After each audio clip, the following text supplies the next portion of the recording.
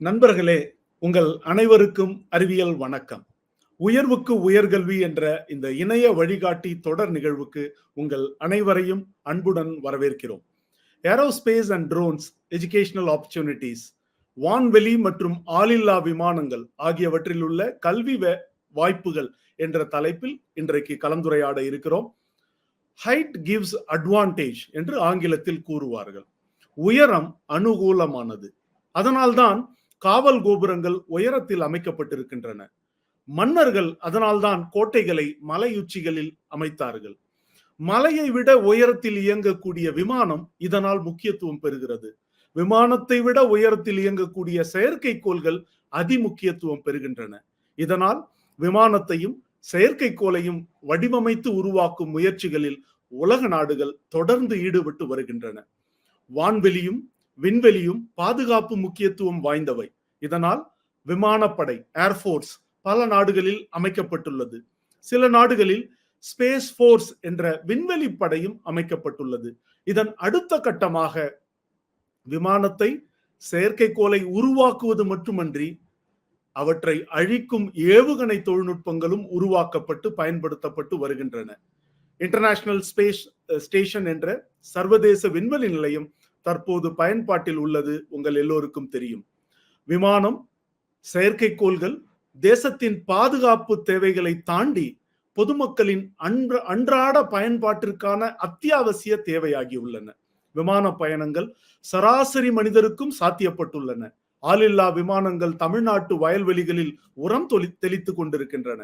தொலைக்காட்சி, கைபேசி, மேப் என்கிற பயண வழிகாட்டி வரைபடம், ஏடிஎம் சேவை என செயற்கைக்கோள்கள் நம் அன்றாட வாழ்வை அடர்த்தியாக்குகின்றன. ஒருபுறம் போர் விமானம், பயணிகள் விமானம், ஹெலிகாப்டர் என்ற திருகூர்தி, ஆளில்லா விமானம் என விமானத்துறை ஏரோநாட்டிக்ஸ் வளர்ந்து வருகிறது. விமான நிலையங்கள், தொழிற்சாலைகள், பராமரிப்பு நிலையங்கள் என அதன் சார்புடைய தொழில்துறையும் வளர்ந்து வருகிறது.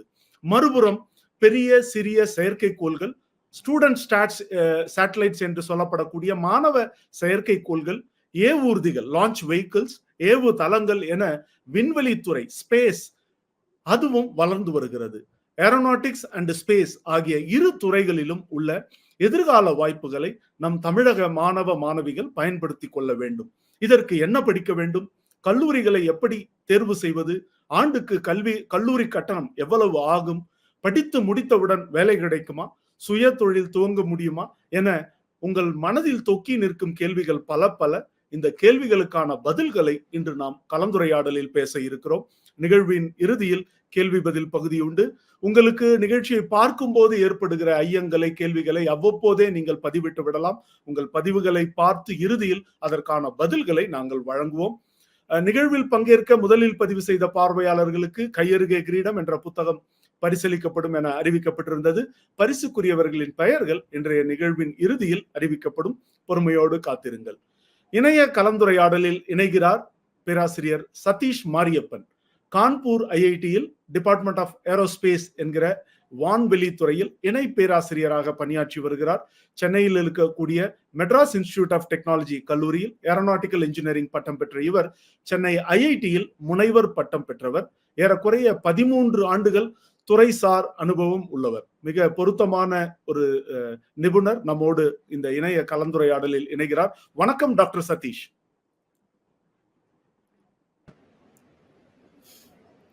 வணக்கம் டெல்லி பாபு சார், ரொம்ப தேங்க்ஸ் இன்வைட் பண்ணதுக்கு இந்த ஷோக்கு.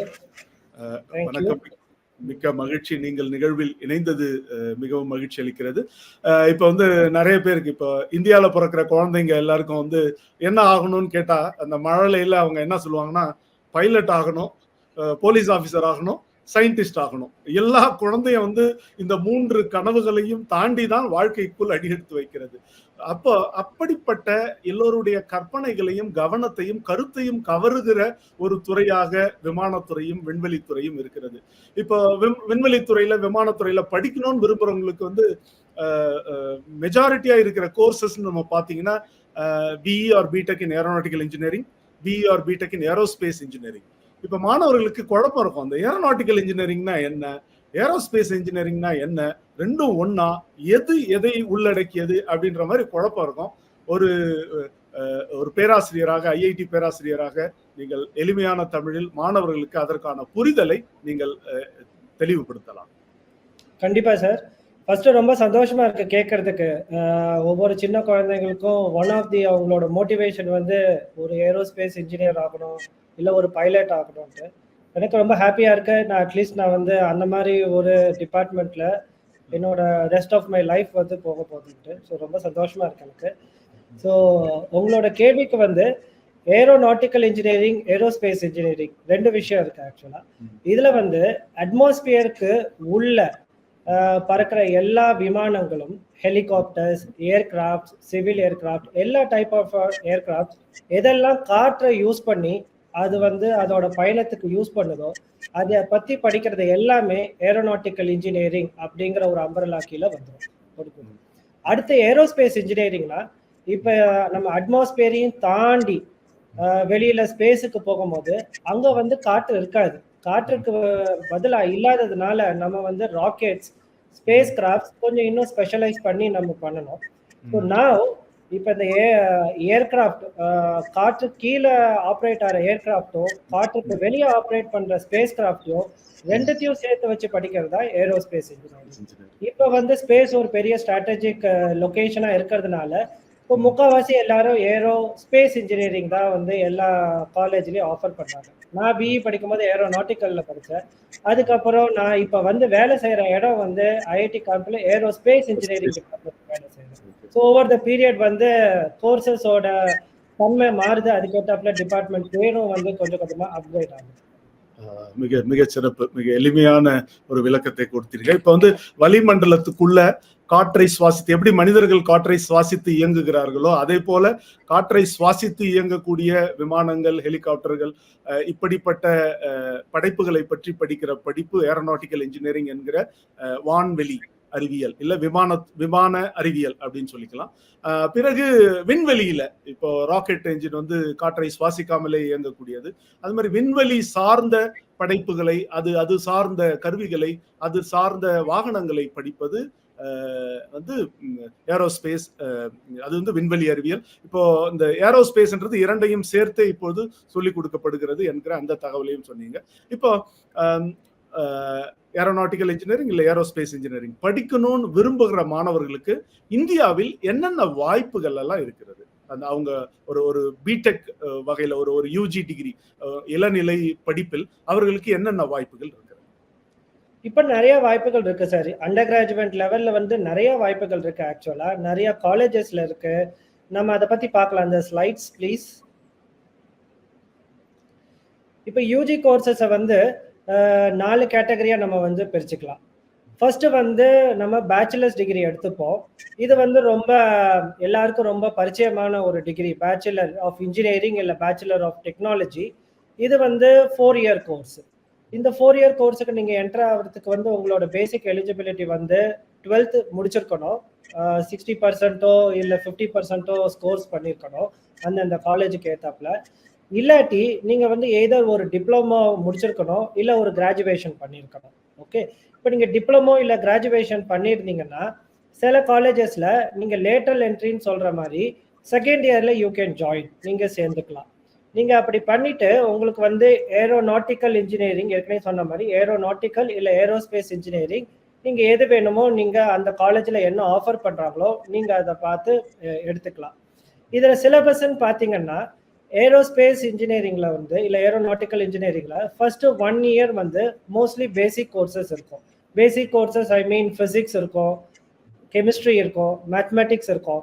ஒன்ஸ் இது முடிஞ்சதுக்கு அப்புறம் கொஞ்சம் அட்வான்ஸ்டா கொஞ்சம் பேசிக் எலக்ட்ரானிக்ஸ் இருக்கும், எலக்ட்ரிக்கல் சயின்சஸ் இருக்கும், இன்ஸ்ட்ருமெண்டேஷன் இருக்கும். இதெல்லாம் உங்களுக்கு ஃபர்ஸ்ட் இயர்ல முடிஞ்சிடும். அப்புறம் செகண்ட் இயர்ல வந்து உங்களுக்கு வந்து கொஞ்சம் இந்த ஏரோஸ்பேஸ் சம்பந்தமான சில கோர்சஸ் வரும்.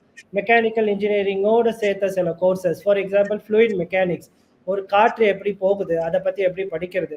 அப்புறம் தெர்மோடைனமிக்ஸ், ஒரு விஷயத்த சூடு பண்ணா எப்படி சூட்டுல இருந்து ஹீட்ல இருந்து எப்படி நீங்க வந்து ஆற்றலா அதை கன்வெர்ட் பண்ணலாம், ஒர்க்கா கன்வெர்ட் பண்ணலாம், எதெல்லாம் பண்ண முடியும் பண்ண முடியாது, இந்த மாதிரி சில பேசிக் அண்டர்ஸ்டாண்டிங்லாம் செகண்ட் இயர்ல வந்துடும். அப்புறம் தேர்ட் இயர்ல தான் உங்களுக்கு ஆக்சுவல் ஏரோஸ்பேஸ் ஆல் ஏரோநாட்டிக்ஸோட சப்ஜெக்ட்ஸ் வரும். அந்த தேர்ட் இயர் முடிஞ்சதுக்கு அப்புறம் உங்களுக்கு ஃபோர்த் இயர்ல உங்களுக்கு எலெக்டிவ்ஸ்ன்னு கொஞ்சம் கொடுப்பாங்க. எலெக்டிவ்ஸ் அப்படின்னா இந்த 3 இயர்ஸ் வரைக்கும் உங்களுக்கு ஆல்மோஸ்ட் எல்லா கோர்சஸும் கம்பல்சரி கோர்சஸா போயிடும். அதுக்கப்புறம் உங்களுக்கு 3 வருஷம் முடிஞ்சதுக்கு அப்புறம் அந்த மாணவர்களுக்கு அவங்களுக்கே ஒரு ஐடியா கிடைக்கும். எந்த ஸ்பெஷலைசேஷன்ஸ் ஆஃப் ஏரோஸ்பேஸ் இன்ஜினியரிங் நம்மளுக்கு வந்து ரொம்ப சூட் ஆகுது, நம்ம எதுல ரொம்ப பேஷனேட்டா இருக்கோம் அப்படின்னு அவங்களுக்கு தெரியும். அதை பொறுத்து சில பேர் வந்து இன்ஜின் எப்படி செய்யறதுன்னு ரொம்ப ஆசைப்படுற மாதிரி இருப்பாங்க. ஸோ அதுக்கேத்தாப்புல கோர்சஸ் படிக்கலாம், அட்வான்ஸ்டு கம்பஷன்ஸ் படிக்கலாம். இல்லாட்டி வந்து சில பேர் நாய்ஸ் எப்படி ரெடியூஸ் பண்றது, ஏர்கிராஃப்ட்ல இருக்கிற நாய்ஸ் எப்படி ரெடியூஸ் பண்றது அப்படின்னு பார்ப்பாங்க. அதுக்கு அக்கோஸ்டிக்ஸ் கோர்ஸ் படிக்கலாம். இந்த மாதிரி எலெக்டிவ் டைப்ஸ் நிறைய கோர்சஸ் இருக்கும். அதுக்கப்புறம் லாஸ்ட் உங்களுக்கு ஒரு ப்ராஜெக்ட் இருக்கும். நீங்க இது வரைக்கும் பண்ணது வச்சு நீங்க you can make some project. அந்த ப்ராஜெக்டால நீங்க நியூ நாலேஜை கிரியேட் பண்ணலாம். இந்த எல்லா பார்ட்லயுமே வந்து உங்களுக்கு வந்து இப்ப ரொம்ப ரீசெண்டா வந்து ஹியூமனிட்டிஸ் டைப் கோர்சஸ் வந்து ஆட் பண்ணியிருக்காங்க. அதுல வந்து ethics course, cultural values course. இது வந்து ஒரு நல்ல அடிஷன் நான் நினைக்கிறேன். ஏன்னா வந்து ஒன்ஸ் ஒரு பிடெக் ஸ்டூடெண்ட் ஒரு வேலைக்கு போனதுக்கு அப்புறம் டவுன் த லைன் ஒரு 10-15 இயர்ஸ்ல they will go to the management level. Management லெவல்ல போகும்போது they have to make some decisions. அந்த டிசிஷன் பண்ணும்போது டெக்னிக்கலா மட்டும் கரெக்டா இல்லாம எத்திக்கலாவும் மற்ற மேன்கைண்டுக்கு கரெக்டா இருக்குதா அப்படிங்கறத தெரிஞ்சுக்கிறதுக்கும் ஒரு பேலன்ஸ்ட் டிசிஷன் எடுக்கிறதுக்கும் இந்த மாதிரி ஹியூமனிட்டிஸ் கோர்சஸ் யூஸ் ஆகும். இது கம்ப்ளீட்டா வந்து பேச்சுலர்ஸ் டிகிரி. இதுக்கப்புறம் ஒரு டியூவல் டிகிரி ப்ரோக்ராம் இருக்கு. இதை நான் வந்து I would say something very special. இது வந்து டோட்டலா 5 இயர்ஸ் ப்ரோக்ராம். இதுவும் எலிஜிபிலிட்டி கிரைட்டீரியா வந்து 12th ஆஃப்டர் 12th. இதுலோட அட்வான்டேஜ் என்னன்னா உங்களுக்கு 5 இயர்ஸ்ல you will get both bachelor's degree அப்புறம் ஒரு மாஸ்டர்ஸ் டிகிரி கிடைக்கும். நீங்க தனித்தனியா பண்ணணும் அப்படின்னா உங்களுக்கு 4 இயர்ஸ் பிளஸ் 2 இயர்ஸ் தேவைப்படும். ஸோ இங்க வந்து நீங்க 5 இயர்ஸ் பண்றதுனால உங்களுக்கு 1 இயர் வந்து சேவ் ஆகுது. அது பாயிண்ட் நம்பர் 1. பாயிண்ட் நம்பர் 2 என்னோட ஒப்பீனியன்ல ரொம்ப இம்பார்ட்டன்ட் என்னன்னா வந்து இந்த 5 இயர்ஸும் நீங்க ஒரே காலேஜ்ல படிப்பீங்க. ஓகே, ஃபார் எக்ஸாம்பிள் நீங்க ஒரு ஐஐடியில் எடுத்தீங்கன்னா நீங்க ஒரே காலேஜ்ல படிப்பீங்க. ஸோ யாராவது ஒரு ஸ்டூடெண்ட் ஆஃப்டர் 3 இயர்ஸ் வந்து நான் ரொம்ப பேஷனேட்டா இருக்கேன், I want to make something new in aerospace அப்படின்னு நினைக்கிறவங்க என்ன செய்வாங்கன்னா 3rd இயர் முடிக்கும் போதோ இல்லை டுவர்ட்ஸ் எண்ட் ஆஃப் 7th செமஸ்டரோ they will make an application for conversion to dual degree. இந்த டியூவல் டிகிரி வந்து கொஞ்சம் நல்லா பண்ணியிருந்தாதான் உங்களோட கோர்ஸ் பிடெக் கோர்ஸ் அந்த 3 இயர்ஸ் நல்லா பண்ணியிருந்தாதான் உங்களுக்கு இந்த வாய்ப்பு கிடைக்கும். இது கிடைச்சதுன்னா அந்த லாஸ்ட் 1 இயர் வந்து நீங்க கம்ப்ளீட்டா நீங்க உங்களோட தீசிஸ்க்காக நீங்க மட்டுமே நீங்க செலவு பண்ணுவீங்க. நிறைய பேர் வந்து இந்த தீசிஸ் பண்ணிட்டு they make some research papers, அதாவது ஆய்வு கட்டுரைகள் நிறைய பண்ணியிருக்காங்க, இல்லை ஒரு பெரிய மாடல் பண்ணியிருக்காங்க, இல்லை ப்ரோட்டோடைப் பண்ணியிருக்காங்க, இல்லை நியூ டெக்னாலஜி பண்ணியிருக்காங்க. நிறைய கம்பெனிஸ் எஸ்பெஷலி கோர் கம்பெனிஸ் வந்து அவங்களுக்கு இந்த டியூவல் டிகிரி ஸ்டூடெண்ட்ஸ் வந்து ரொம்ப ரொம்ப இம்பார்ட்டன்ட் ஆக்சுவலாக.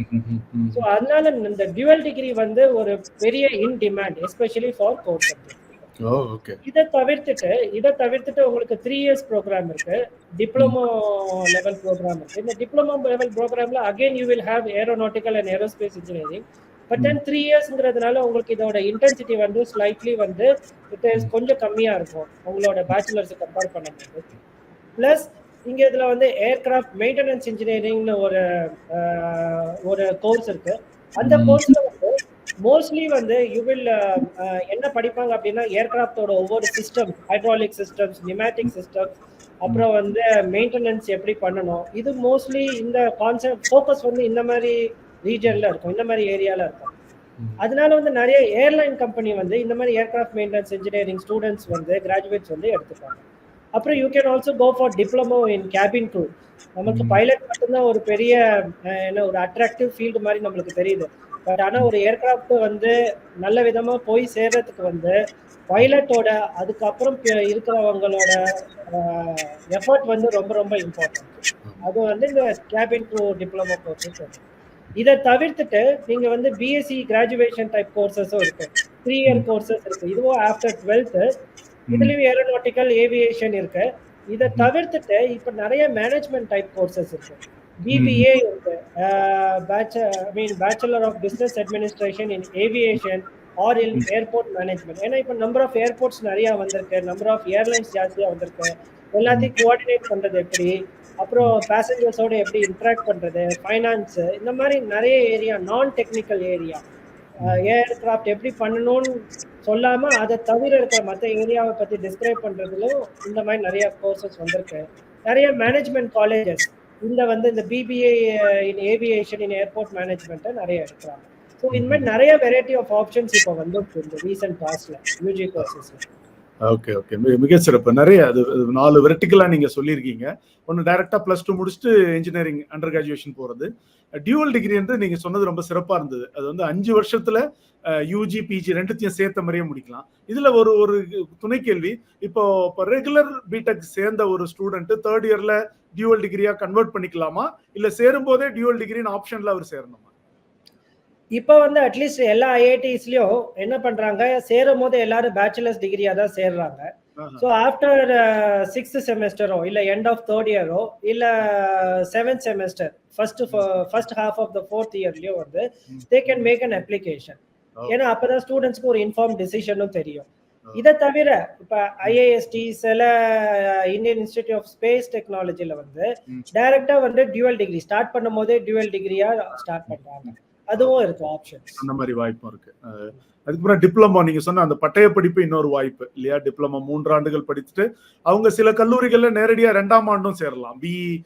ஏரோநாட்டிக்ஸ்ல லேட்டரல் என்ட்ரி அப்படின்னு ஒரு இடைச்செருகல் அந்த மாதிரி ஒரு வாய்ப்பு இருக்கு. அவங்க இடையில டைரக்டா வந்து அதுல 2ஆம் ஆண்டுல இருந்து படிக்கலாம். அது நல்லா சொன்னீங்க. அதுக்கப்புறம் நீங்க சொன்ன முக்கியமான விஷயம் இங்க வந்து ஏஎம்இ ஏர்கிராஃப்ட் மெயின்டெனன்ஸ் இன்ஜினியரிங், அதற்கான வேலை வாய்ப்புகள் குவிந்து கிடக்கின்றன. விமான நிறுவனங்கள் ஆகட்டும், ஹெலிகாப்டர் கம்பெனிகள் ஆகட்டும், நிறைய நிறுவனங்கள்ல அதற்கான வேலை வாய்ப்புகள் இருக்கிறது. பிறகு நீங்க இந்த ஜெனரல் கிராஜுவேஷனும் அழகா டச் பண்ணீங்க. பிஎஸ்சி பிபிஏ படிப்புகள் இதுல இருக்கு அப்படின்னு. அது நிறைய பேர் பொது வெளியில அதிகம் தெரியாது. இன்ஜினியரிங் மட்டும்தான், அதை படிச்சா மட்டும்தான் விமானத்துறையில களமாட முடியுன்ற மாதிரி ஒரு புரிதல் இருக்கு. ஆனா நீங்க அதில் அழகா சொன்னீங்க, பிஎஸ்சி படித்தவர்களும் பிபிஏ படித்தவர்கள் கூட வரலாம். இப்போ லாஜிக்கலா நம்ம யோசித்தா யூஜியோட அடுத்த ஸ்டெப் வந்து பிஜி, போஸ்ட் கிராஜுவேஷன். இதுல பட்ட மேற்படிப்புன்னு விமானத்துறையில என்னென்ன படிக்கலாம்? அவங்க வெறும் விமானத்துறை சார்ந்துதான் படிக்க முடியுமா? இதை மல்டி டிசிப்ளினரி என்று சொல்லப்படக்கூடிய பல்துறை சார்ந்த படிப்புகளையும் படிக்க முடியுமா? ரொம்ப சரியான கேள்வி சார். ஆக்சுவலா பிஜிலயும் நிறைய வாய்ப்புகள் இருக்கு. ஸ்லைட்ஸ், எஸ், ஓகே, ஸ்லைட்ஸ் போயிடலாமா? எஸ். ஸோ இப்போ இந்த பிஜி கோர்சஸ்லயும் யூஜி கோர்சஸ் மாதிரி நம்ம 3 வெர்டிகலா பிரிச்சுக்கலாம். ஓகே, ஃபர்ஸ்ட் வந்து ரொம்ப கன்வென்ஷனல் வெர்டிகல். ஸோ நம்ம பேச்சுலர்ஸ் டிகிரி 4 வருஷம் படிச்சுட்டோம். அடுத்தது வந்து நம்ம என்ன பண்ணலாம் அப்படின்னா, ஒரு ஆப்ஷன் வந்து நம்ம மாஸ்டர்ஸ் டிகிரி பண்ணலாம். இந்த மாஸ்டர்ஸ் டிகிரி வந்து ஜென்ரலா வந்து 2 இயர்ஸ் கோர்ஸ். இது வந்து நீங்க பிஇ பிடெக் முடிச்சதுக்கு அப்புறம் நீங்க சேரலாம். இதுல வந்து 2 விதமா நீங்க வந்து மாஸ்டர்ஸ் டிகிரி இப்ப கொடுக்குறாங்க. ஒன்னு வந்து கோர்ஸ் பேஸ்ட் மாஸ்டர்ஸ் டிகிரி. அப்படின்னா என்னன்னா, உங்களோட 2 இயர்ஸ்ல, அதாவது 4 செமஸ்டர்ஸ்ல 2ல இருந்து 3 செமஸ்டர் வரைக்கும் நீங்க வந்து முக்காவாசி கோர்சஸ் எடுத்துப்பீங்க, கோர்சஸ் எடுத்து படிப்பீங்க, ரைட்? அந்த கோர்சஸ் வந்து ஸ்பெஷலைஸ்டா இருக்கும். ஃபர்ஸ்ட் மேபி ஒரு 2-3 கோர்ஸ் மட்டும்தான் உங்களுக்கு வந்து ஜெனரல் ஏரோஸ்பேஸ் இல்ல ஏரோநாட்டிக்கல் இன்ஜினியரிங் பத்தி இருக்கும். அதுக்கப்புறம் நீங்க என்ன சப் ஃபீல்ட் எடுக்கிறீங்களோ, நான் முன்னாடியே சொன்ன மாதிரி நீங்க இன்ஜின் டெவலப் பண்ற ஒரு இன்ஜினியர் ஆகணும்னு நினைக்கிறீங்களா, இல்ல வந்து ஏர்கிராஃப்ட் ரொம்ப திறம்பட செய்யற ஒரு ஸ்ட்ரக்சரல் இன்ஜினியரா ஆகணும்னு நினைக்கலாம். அதுக்கேத்தாப்புல நீங்க சூஸ் பண்ணி படிச்சுக்கலாம். படிச்சுட்டு அந்த லாஸ்ட் செமஸ்டர் இல்ல லாஸ்ட் 1 இயர் வந்து நீங்க கம்ப்ளீட்டா வந்து உங்களுக்கு ப்ராஜெக்டோ இல்ல தீசிஸ்க்கோ நீங்க வந்து டெடிகேட் பண்ணிக்கலாம். இது வந்து கோர்ஸ் பேஸ்ட் ரிசர்ச். இன்னொன்னு வந்து கோர்ஸ் பேஸ்ட் மாஸ்டர்ஸ் டிகிரி. இன்னொன்னு வந்து ரிசர்ச் பேஸ்ட் மாஸ்டர்ஸ் டிகிரின்னு இன்னொன்னு இருக்கு. இந்த ரிசர்ச் பேஸ்ட் மாஸ்டர்ஸ் டிகிரியில என்னன்னா, ஃபர்ஸ்ட் செமஸ்டர் மட்டும் தான் நீங்க கோர்சஸ் எடுத்து படிப்பீங்க. அடுத்த 3 செமஸ்டரும் வந்து நீங்க ஏதாவது ஒரு ரிசர்ச் ஏரியாவை நீங்க சூஸ் பண்ணி அதுல நீங்க ரிசர்ச் பண்ணி நீங்க நியூ நாலேஜை கிரியேட் பண்ணுவீங்க. இந்த நியூ நாலேஜ் நீங்க கிரியேட் பண்ற நாலேஜை you will make it in the form of a thesis இல்ல ஒரு ரிசர்ச் ஆர்டிக்கல், ஆய்வு கட்டுரையா நீங்க எழுதுவீங்க. பண்ணிட்டு ரொம்ப இம்பார்ட்டன்ட் என்னன்னா, உங்களோட ரிசர்ச் தீசிஸ் வந்து இவாலுவேஷனுக்கு உங்க இன்ஸ்டிடியூட்ல இருந்து வெளி இன்ஸ்டிடியூட்டுக்கு போகும். அந்த இன்ஸ்டிடியூட்ல இருக்கிற ஒரு நிபுணர், ஒரு எக்ஸ்பர்ட் வந்து அவர் டிசைட் பண்ணுவாரு இந்த தீசிஸ் வந்து எப்படி இருக்குது அப்படின்னு. ஸோ இன் சம் சென்ஸ் என்னன்னா, உங்களுக்கு மாஸ்டர்ஸ் பை ரிசர்ச் வந்து இட்ஸ் லைக் ஒரு மினி பிஹெச்டி மாதிரி, ஒரு பிஹெச்டியே ஒரு சின்ன பகுதி மாதிரி நம்ம எடுத்துக்கலாம், ரைட்? உங்களுக்கு நிறைய ரிசர்ச் ஆர்வம் இருக்கிற நிறைய மாணவர்கள் வந்து இந்த மாதிரி ஒரு இதை நீங்க சூஸ் பண்ணிக்கலாம். இந்த மாதிரி டிகிரியை நீங்க சூஸ் பண்ணிக்கலாம், மாஸ்டர்ஸ் பை ரிசர்ச். இதுல அகைன் நீங்க என்ன டைப் கோர்சஸ் அவைலபிள் அப்படின்னா, ஆஸ் யூஷுவல் உங்களுக்கு பிஇல எப்படி ஏரோநாட்டிக்கல் ஏரோஸ்பேஸ் இருந்துச்சோ அதையே நீங்க கண்டினியூ பண்ணிக்கலாம். எம்இ ஏரோநாட்டிக்கல் இல்ல ஏரோஸ்பேஸ் இன்ஜினியரிங். அது இல்லாட்டி இப்ப வந்து நிறைய ட்ரோன்ஸ் இல்ல அன்மேண்ட் ஏரியல் வெஹிக்கிள்ஸ்க்கு நிறைய இம்பார்ட்டன்ஸ் வருது. ஸோ எங்க இன்ஸ்டியூட் ஐஐடி கான்பூர்லேயே பார்த்தீங்கன்னா அன்மேன்ட் ஏரியல் சிஸ்டம்ஸ்ன்னு இப்போ வந்து புதுசா ஒரு மாஸ்டர்ஸ் டிகிரி ப்ரோக்ராமே ஸ்டார்ட் பண்ணியிருக்காங்க. ஆல்மோஸ்ட் 10 to 12 பீப்புளுக்கு லாஸ்ட் 2 இயர்ஸ் அட்மிஷன் போயிட்டு இருக்கு. அப்புறம் ஐஐடி குவஹாட்டியில வந்து ட்ரோன் டெக்னாலஜின்னே தனியா ஒரு ஸ்பெஷலைசேஷன் இருக்கு. இந்த இதுல எப்படின்னா வந்து வெறும் ஏரோஸ்பேஸ் இன்ஜினியரிங் மட்டும் இல்லாம மற்ற சப்ஜெக்ட்ஸ், ஃபார் எக்ஸாம்பிள் எலக்ட்ரானிக்ஸ்ல இருந்து கொஞ்சம், நேவிகேஷன்ல இருந்து கொஞ்சம், இந்த மாதிரி என்னென்ன இன்டர்டிசிப்ளினரி இன்ஜினியரிங் ஸ்கில்ஸ் உங்களுக்கு தேவையோ அதெல்லாம் உங்களுக்கு இந்த ட்ரோனோ இல்லை அன்மேன்ட் ஏரியல் வெஹிக்கிள்ஸ்லயே வரும். இதை தவிர நம்ம ஏவியானிக்ஸ் படிக்கலாம். ஃபார் எக்ஸாம்பிள் ஒரு எலக்ட்ரானிக்ஸ் இன்ஜினியர் வந்து ஏர்கிராஃப்டோட எலக்ட்ரானிக்ஸை வந்து படிக்கணும் அப்படின்னா ஏவியானிக்ஸ் இன்ஜினியரிங் ஸ்ட்ரீம்ல நம்ம வந்து எடுக்கலாம். ஏவியானிக்ஸ் ரொம்ப ரொம்ப இம்பார்ட்டன்ட் எலக்ட்ரானிக்ஸ்க்கு. ஆக்சுவலா இதுல வந்து ரொம்ப நம்ம ஏர்கிராஃப்ட் பண்றதுல ரொம்ப கிரிட்டிக்கலான காம்பனன்ட் பாத்தீங்கன்னா வந்து எலக்ட்ரானிக்ஸ் ஒரு ரொம்ப இம்பார்ட்டன்ட் காம்பனன்ட். அதுக்கப்புறம் வந்து பிர்லா இன்ஸ்டிடியூட் ஆஃப் டெக்னாலஜி மீஸ்ரால வந்து அவங்க வந்து ஸ்பேஸ் இன்ஜினியரிங் அண்ட் ராக்கெட்ரி அப்படிங்கிறதுல மட்டுமே வந்து அவங்க பிஜி கோர்சஸ் வந்து ஃபோக்கஸ் பண்றாங்க. எக்ஸலன்ட் ஃபெசிலிட்டி இருக்கு அவங்க கிட்ட. நீங்க ராக்கெட்ஸை வந்து அவங்க டெஸ்ட் பண்ற அளவுக்கு, ஸ்டாட்டிக் டெஸ்ட் பண்ற அளவுக்கு அவங்களுக்கு ஃபெசிலிட்டி வச்சிருக்காங்க. ரொம்ப இம்ப்ரெசிவ் ஃபெசிலிட்டி இருக்கு. அப்புறம் வந்து டிசைன் ப்ரோக்ராம்ஸ், நம்ம வந்து எந்த இன்ஜினியரிங் ஃபீல்டு எடுத்தாலுமே வந்து இந்த டிசைன் ப்ரோக்ராம் பண்ணோம்னா ஒரு காம்பனன்ட்டையோ இல்ல ஒரு வெஹிக்கிளையோ எப்படி டிசைன் பண்றதுன்ற ஒரு ஹோலிஸ்டிக் அப்ரோச் நம்மளுக்கு கிடைக்கும். ஸோ நம்ம அதுல ஏர்கிராஃப்ட் டிசைன் பண்ணலாம், எந்த விஷயத்தையும் நம்ம வந்து டிசைன் பண்ணலாம். இதை தவிர்த்துட்டு இதெல்லாம் வந்து சம் கைண்ட் ஆஃப் இன்ஜினியரிங்கோ இல்லை டெக்னாலஜி ஓரியன்டான ஒரு கோர்சஸ். இது இல்லாம நம்ம வந்து ஏவியேஷன் லா, ஏர் டிரான்ஸ்போர்ட், அப்புறம் ஏவியேஷன் மேனேஜ்மெண்ட், ஒரு நான் டெக்னிக்கல் இல்லை ஒரு மேனேஜ்மெண்ட் டைப் கோர்சஸ்லையும் நம்ம வந்து மாஸ்டர்ஸ் பண்ணலாம். இதுக்கு வந்து டெக்னாலஜிக்கல் இன்ஸ்டியூட் தான் நம்மளுக்கு தேவை இருக்கணும்னு அவசியம் கிடையாது. நம்ம மேனேஜ்மெண்ட் இன்ஸ்டியூட்ஸ்லையும் நம்ம வந்து சூஸ் பண்ணிக்கலாம். இது வந்து மாஸ்டர்ஸ் டிகிரி. இதுக்கப்புறம் வந்து பிஹெச்டி டிகிரி. ஸோ இந்த பிஹெச்டி டிகிரி வந்து ஜென்ரலா வந்து 4 to 5 இயர்ஸ் ஆகும் நம்ம முடிக்கிறதுக்கு. இந்த 5 இயர்ஸ் வரைக்கும் வந்து நீங்க கவர்மெண்ட் இன்ஸ்டியூட்ல இருந்தீங்கன்னா உங்களுக்கு நல்ல ஸ்காலர்ஷிப் கொடுக்குறாங்க. ஆக்சுவலா இந்த பிஹெச்டி டிகிரியில வந்து நம்மளுக்கு சில பேருக்கு தெரியும் நம்ம என்ன பண்ணணும்னா we have to create a new knowledge. புதுசா இது வரைக்கும் பண்ணவே இல்லாத ஒரு விஷயத்த வந்து நம்ம கண்டுபிடிச்சு நம்ம வந்து நாலேஜை வந்து ஆட் பண்ணணும். ஸோ தட் இந்த ஸ்ட்ரீம் வந்து ஏரோஸ்பேஸ் இன்ஜினியரிங் ஸ்ட்ரீம் வந்து நெக்ஸ்ட் லெவலுக்கு போகும் நம்மளோட கான்ட்ரிபியூஷனால. ஸோ இதுக்கு வந்து ஆல்மோஸ்ட் 4 to 5 இயர்ஸ் ஆகும். இதுக்கு எலிஜிபிலிட்டி வந்து என்னன்னா நீங்க மாஸ்டர்ஸ் டிகிரி பண்ணதுக்கு அப்புறம் போகலாம். இப்போ வந்து நிறைய பிஇ பிடெக் ஸ்டூடெண்ட்ஸ், ரொம்ப highly qualified BE BTech students, அவங்களுக்கு நல்ல கேட் ஸ்கோர் இருந்துச்சுன்னா அவங்களும் வந்து பிஹெச்டி டிகிரி டைரக்டாவே போய்க்கலாம். நானுமே ஒரு பிஹெச்டி டிகிரி டைரக்டா போன ஸ்டூடெண்ட் தான். ஆக்சுவலா இப்ப ரொம்ப லேட்டஸ்டா சென்ட்ரலி ஃபண்டட் டெக்னிக்கல் இன்ஸ்டிடியூட்னு இருக்கு. அந்த சென்ட்ரலி ஃபண்டட் டெக்னிக்கல் யூனிவர்சிட்டினா நம்ம ஐஐடி இல்ல national institute of technology, NIT, இதுங்க இந்த மாதிரி இன்ஸ்டிடியூட்ஸ்ல வந்து ஈவன் கேட் எக்ஸாம் இல்ல அதோட ரிசல்ட் வரதுக்கு முன்னாடியே கூட நிறைய இங்க இருக்கிற ஐஐடிஸ்ல இருந்து நிறைய ஃபேக்கல்டி மெம்பர்ஸ் அந்த அட்மிஷன் கமிட்டி வந்து அந்த என்ஐடிஸ்க்கோ இல்ல ஐஐடிஸ்க்கோ போயிட்டு நல்ல டாப் ரேங்கிங் ஸ்டூடெண்ட்ஸை இமிடியேட்டா ஸ்பாட் அட்மிஷன் கொடுத்துருவாங்க பிஹெச்டி. சோ தட் அவங்களுக்கு சார்ட் ஆஃப் ஒரு அண்டர்ஸ்டாண்டிங் கிடைக்கும், ஒரு சீட்டும் செக்யூர் ஆயிடும் அவங்களுக்கும் ஸ்டார்ட் அப்படிங்கிற மாதிரி. அகைன் இதுல வந்து உங்களுக்கு aeronautical engineering, aerospace engineering, drone technology, space engineering and rocket, the same courses உங்களுக்கு அவைலபிளா இருக்கும். இதை தவிர நான் வந்து ஏரோஸ்பேஸ் இன்ஜினியரிங்கே வந்து பிடெக்ல இல்ல மெக்கானிக்கல் இன்ஜினியரிங்கே இல்ல, அதாவது ஏரோஸ்பேஸ் ரிலேட்டடாவே எதுவுமே இல்ல அப்படின்னு சொல்றவங்க வந்து ஃபார் எக்ஸாம்பிள் பிசிக்ஸ் படிச்சிருக்கீங்க, பிஎஸ்சி பிசிக்ஸோ எம்எஸ்சி பிசிக்ஸோ இருந்துச்சுன்னா நம்ம மற்ற ஆப்ஷன்ஸ் ட்ரை பண்ணலாம். இப்போ வந்து ஆஸ்ட்ரோபிசிக்ஸ், ஆஸ்ட்ரோனாமி வந்து நல்ல பெரிய லெவல்ல வந்து வருது. எஸ்பெஷலி வந்து இந்தியா வந்து சேட்டிலைட்டை தாண்டி மூணுக்கு ஒரு ஸ்பேஸ் கிராஃப்டோ இல்லை மாசுக்கு ஒரு ஸ்பேஸ் கிராஃப்டோ அனுப்புறதுனால ஃபியூச்சர்ல வந்து இன்டர் பிளானட்டரி மிஷன்ஸ்லாம் வந்து ரொம்ப இம்பார்ட்டண்டா இருக்கும். அப்போ வந்து இந்த ஆஸ்ட்ரோபிசிக்ஸ், ஆஸ்ட்ரோனாமி இன்ஜினியரிங் வந்து it is going to come as very ரொம்ப இம்பார்ட்டண்டா இருக்கும் இந்த ஸ்பேஸ் அப்ளிகேஷன்ஸ்ல. ஸோ ஃபிசிக்ஸ் அந்த மாதிரி பேக்ரவுண்ட் இருக்கிறவங்க வந்து we can try in IUCAA, inter university centre for astronomy and astrophysics புனேல இருக்கு. இல்லை அப்புறம் இந்தியன் இன்ஸ்டிடியூட் ஆஃப் ஆஸ்ட்ரோபிசிக்ஸ் பெங்களூர்ல இருக்கு. ஆர்ஆர்ஐ ராமன் ரிசர்ச் இன்ஸ்டிடியூட் அதுவும் பெங்களூர்ல இருக்கு. இங்கெல்லாம் வந்து இந்த ஆஸ்ட்ரோனமி சம்பந்தமா, ஆஸ்ட்ரோபிசிக்ஸ் சம்பந்தமா நிறைய செய்யறாங்க ஆக்சுவலா.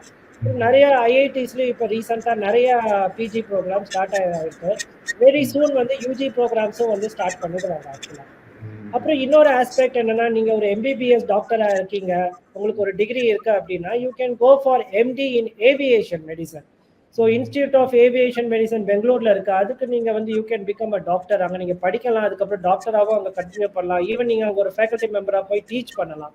இது வந்து it is going to come in a very big way, especially என்னன்னா ஃபியூச்சர்ல ஸ்பேஸ் மெடிசன், ஆஸ்ட்ரோபயாலஜி அதெல்லாம் it's going to be very ரொம்ப இம்பார்ட்டன்ட். நம்ம மாஸ்ல போய் நம்ம வந்து பிளான்ஸை க்ரோ பண்ணணும், இல்லை இங்கேருந்து ஒரு ஸ்பேஸ் கிராஃப்ட் இடத்துல இருந்து மார்ஸ்க்கு போகணும்னா ஹியூமன்ஸோட எஃபெக்ட் மைக்ரோ கிராவிட்டியில் எப்படி இருக்கும், இந்த ஆஸ்பெக்ட்ஸ் எல்லாம் வந்து நிறைய அன்எக்ஸ்ப்ளோர்டு கொஷின்ஸ் இருக்கு நம்மளுக்கு. இதுக்கெல்லாம் வந்து I think it is a very good avenue for medical student.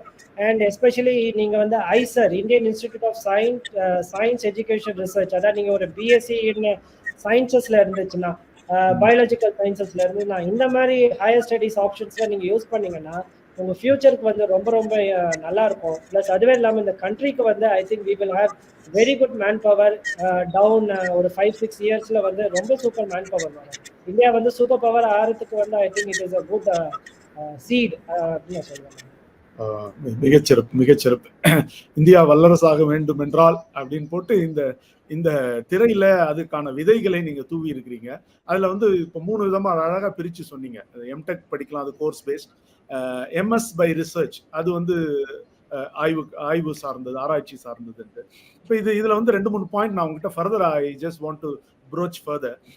இப்போ வந்து இப்போ ட்ரோன்ஸ் பத்தி ஒரு மாணவனோ மாணவியோ படிக்கணும்னு நினைச்சாங்கன்னா அவங்களுக்கு இருக்கிற வாய்ப்பு வந்து ஒன்னு போஸ்ட் கிராஜுவேஷன்ல டைரக்டா அன்மேண்ட் ஏரோநாட்டிக்கல் சிஸ்டம் யூஏஎஸ் இருக்கு, அன்மேண்ட் வெஹிக்கிள் சிஸ்டம் யூவிஎஸ் இருக்கு, இல்ல டைரக்டா ட்ரோன் டெக்னாலஜினா எம்டெக் படிப்புகள் இருக்கு, டிஐஐடி உள்ளிட்ட கல்லூரிகள் இருக்கு, உங்க ஐஐடி கான்பூர்ல இருக்கு.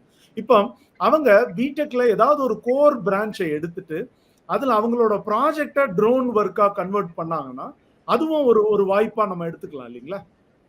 ஆமா, ஐ திங்க் ரொம்ப இம்பார்ட்டன்டான கேள்வி. இப்ப நிறைய ட்ரோன் டெக்னாலஜி பண்றவங்க எல்லாருமே இன்டர் டிசிப்ளினரி தான். இப்போ ஒரு நிறைய ட்ரோன் ஸ்டார்ட் அப் கம்பெனிஸ் இருக்கு.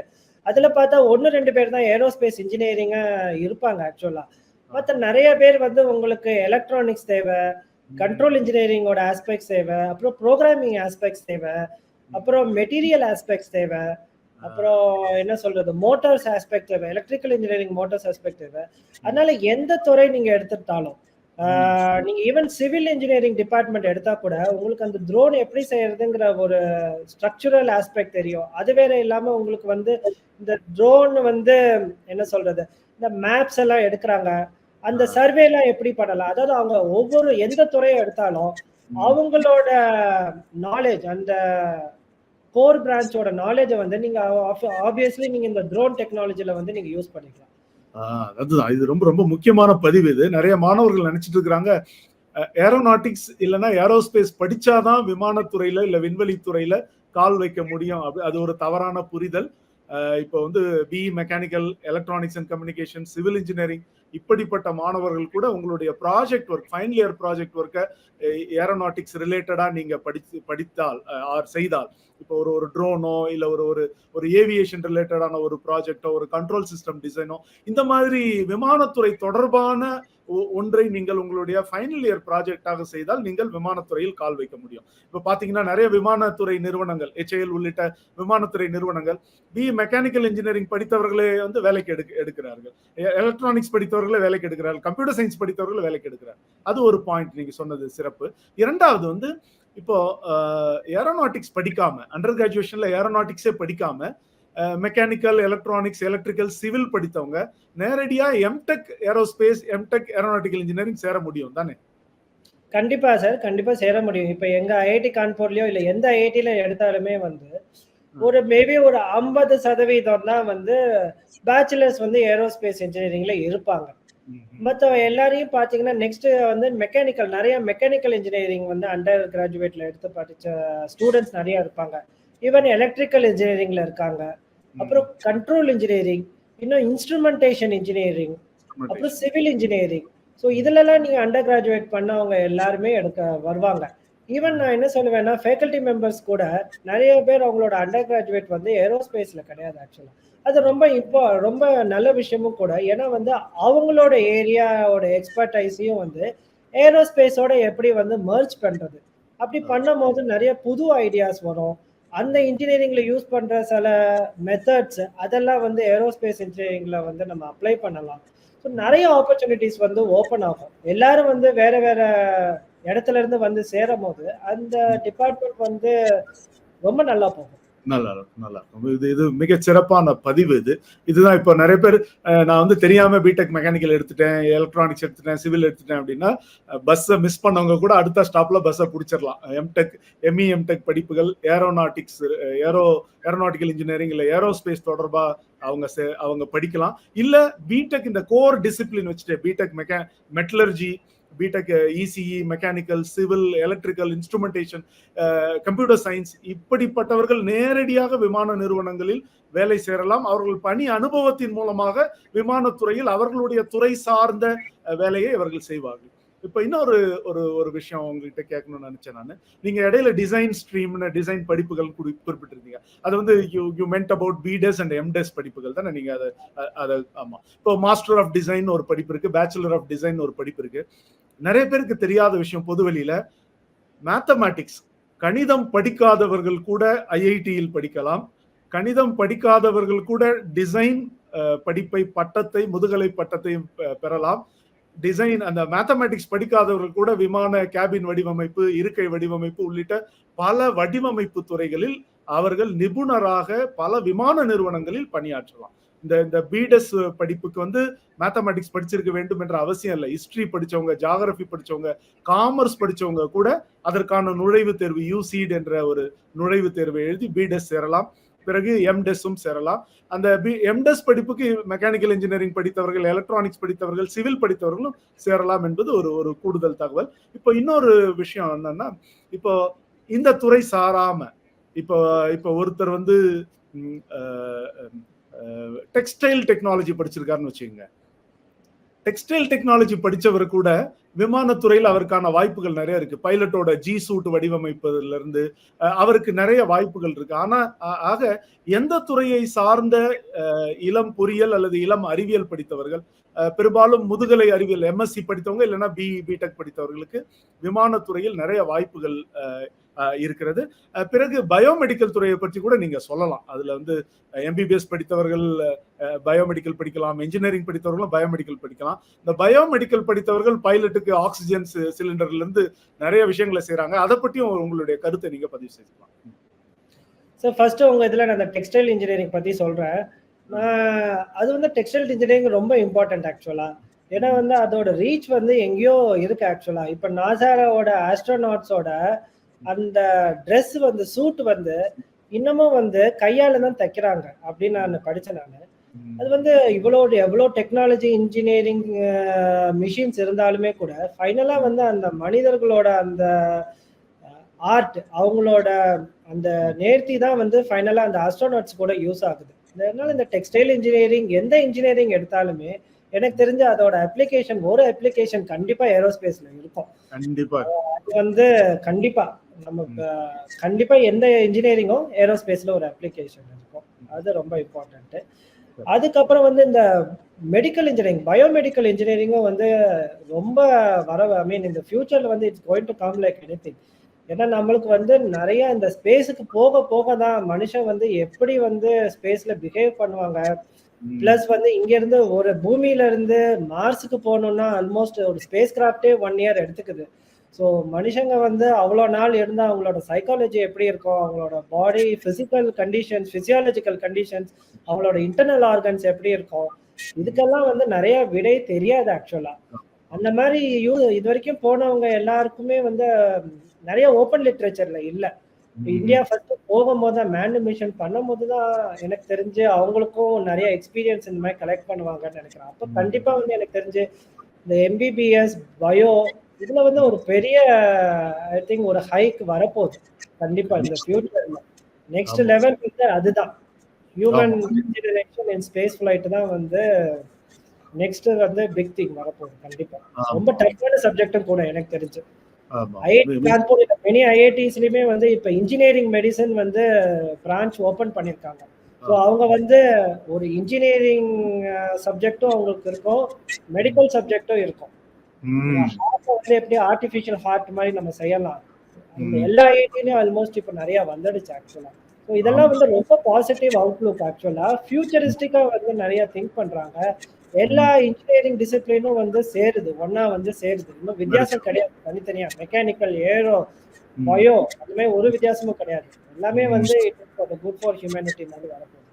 அது ரொம்ப நல்ல விஷயம். ஆமா, எல்லைகள் கடந்து பல துறைகள் ஒன்றாக இணைகிற ஒரு துறையாக விமானத்துறை இருக்கிறது. அதுல நீங்க சொன்ன மாதிரி பயோமெடிக்கல், இப்போ ஐஐடி பாம்பேல எம்டெக் பயோமெடிக்கல் அல்லது ஐஐடி டெல்லியில எம்டெக் பயோமெடிக்கல் வந்து எம்பிபிஎஸ் படித்தவர்கள், பேச்சுலர் ஆஃப் பார்மசி படித்தவர்கள், அப்புறமா எம்எஸ்சி படித்தவர்கள், பிடெக் படித்தவர்கள் என்று எல்லோரும் சேர்ந்து அதில் படிக்கிறார்கள். ஸோ அந்த மாதிரி இருக்கு. அதுக்கப்புறம் நீங்க அந்த டெக்ஸ்டைல் கூட சொன்னீங்க போது டெக்னிக்கல் டெக்ஸ்டைல் என்ற புதிய துறையே இருக்குது. அந்த விண்வெளி வீரர்களுக்கான உடை, பைலட்டுக்கான உடை மட்டும் இல்ல, பாராசூட் துணி, அதுவும் ஒரு டெக்னிக்கல் டெக்ஸ்டைல். ஆக இது இந்த டெக்ஸ்டைல் டெக்னாலஜி படித்தவர்கள். இன்னொன்னு வந்து நீங்க சொன்னீங்க பயாலஜி துறையில இன்னொரு முக்கியமானது ஃபுட் டெக்னாலஜி.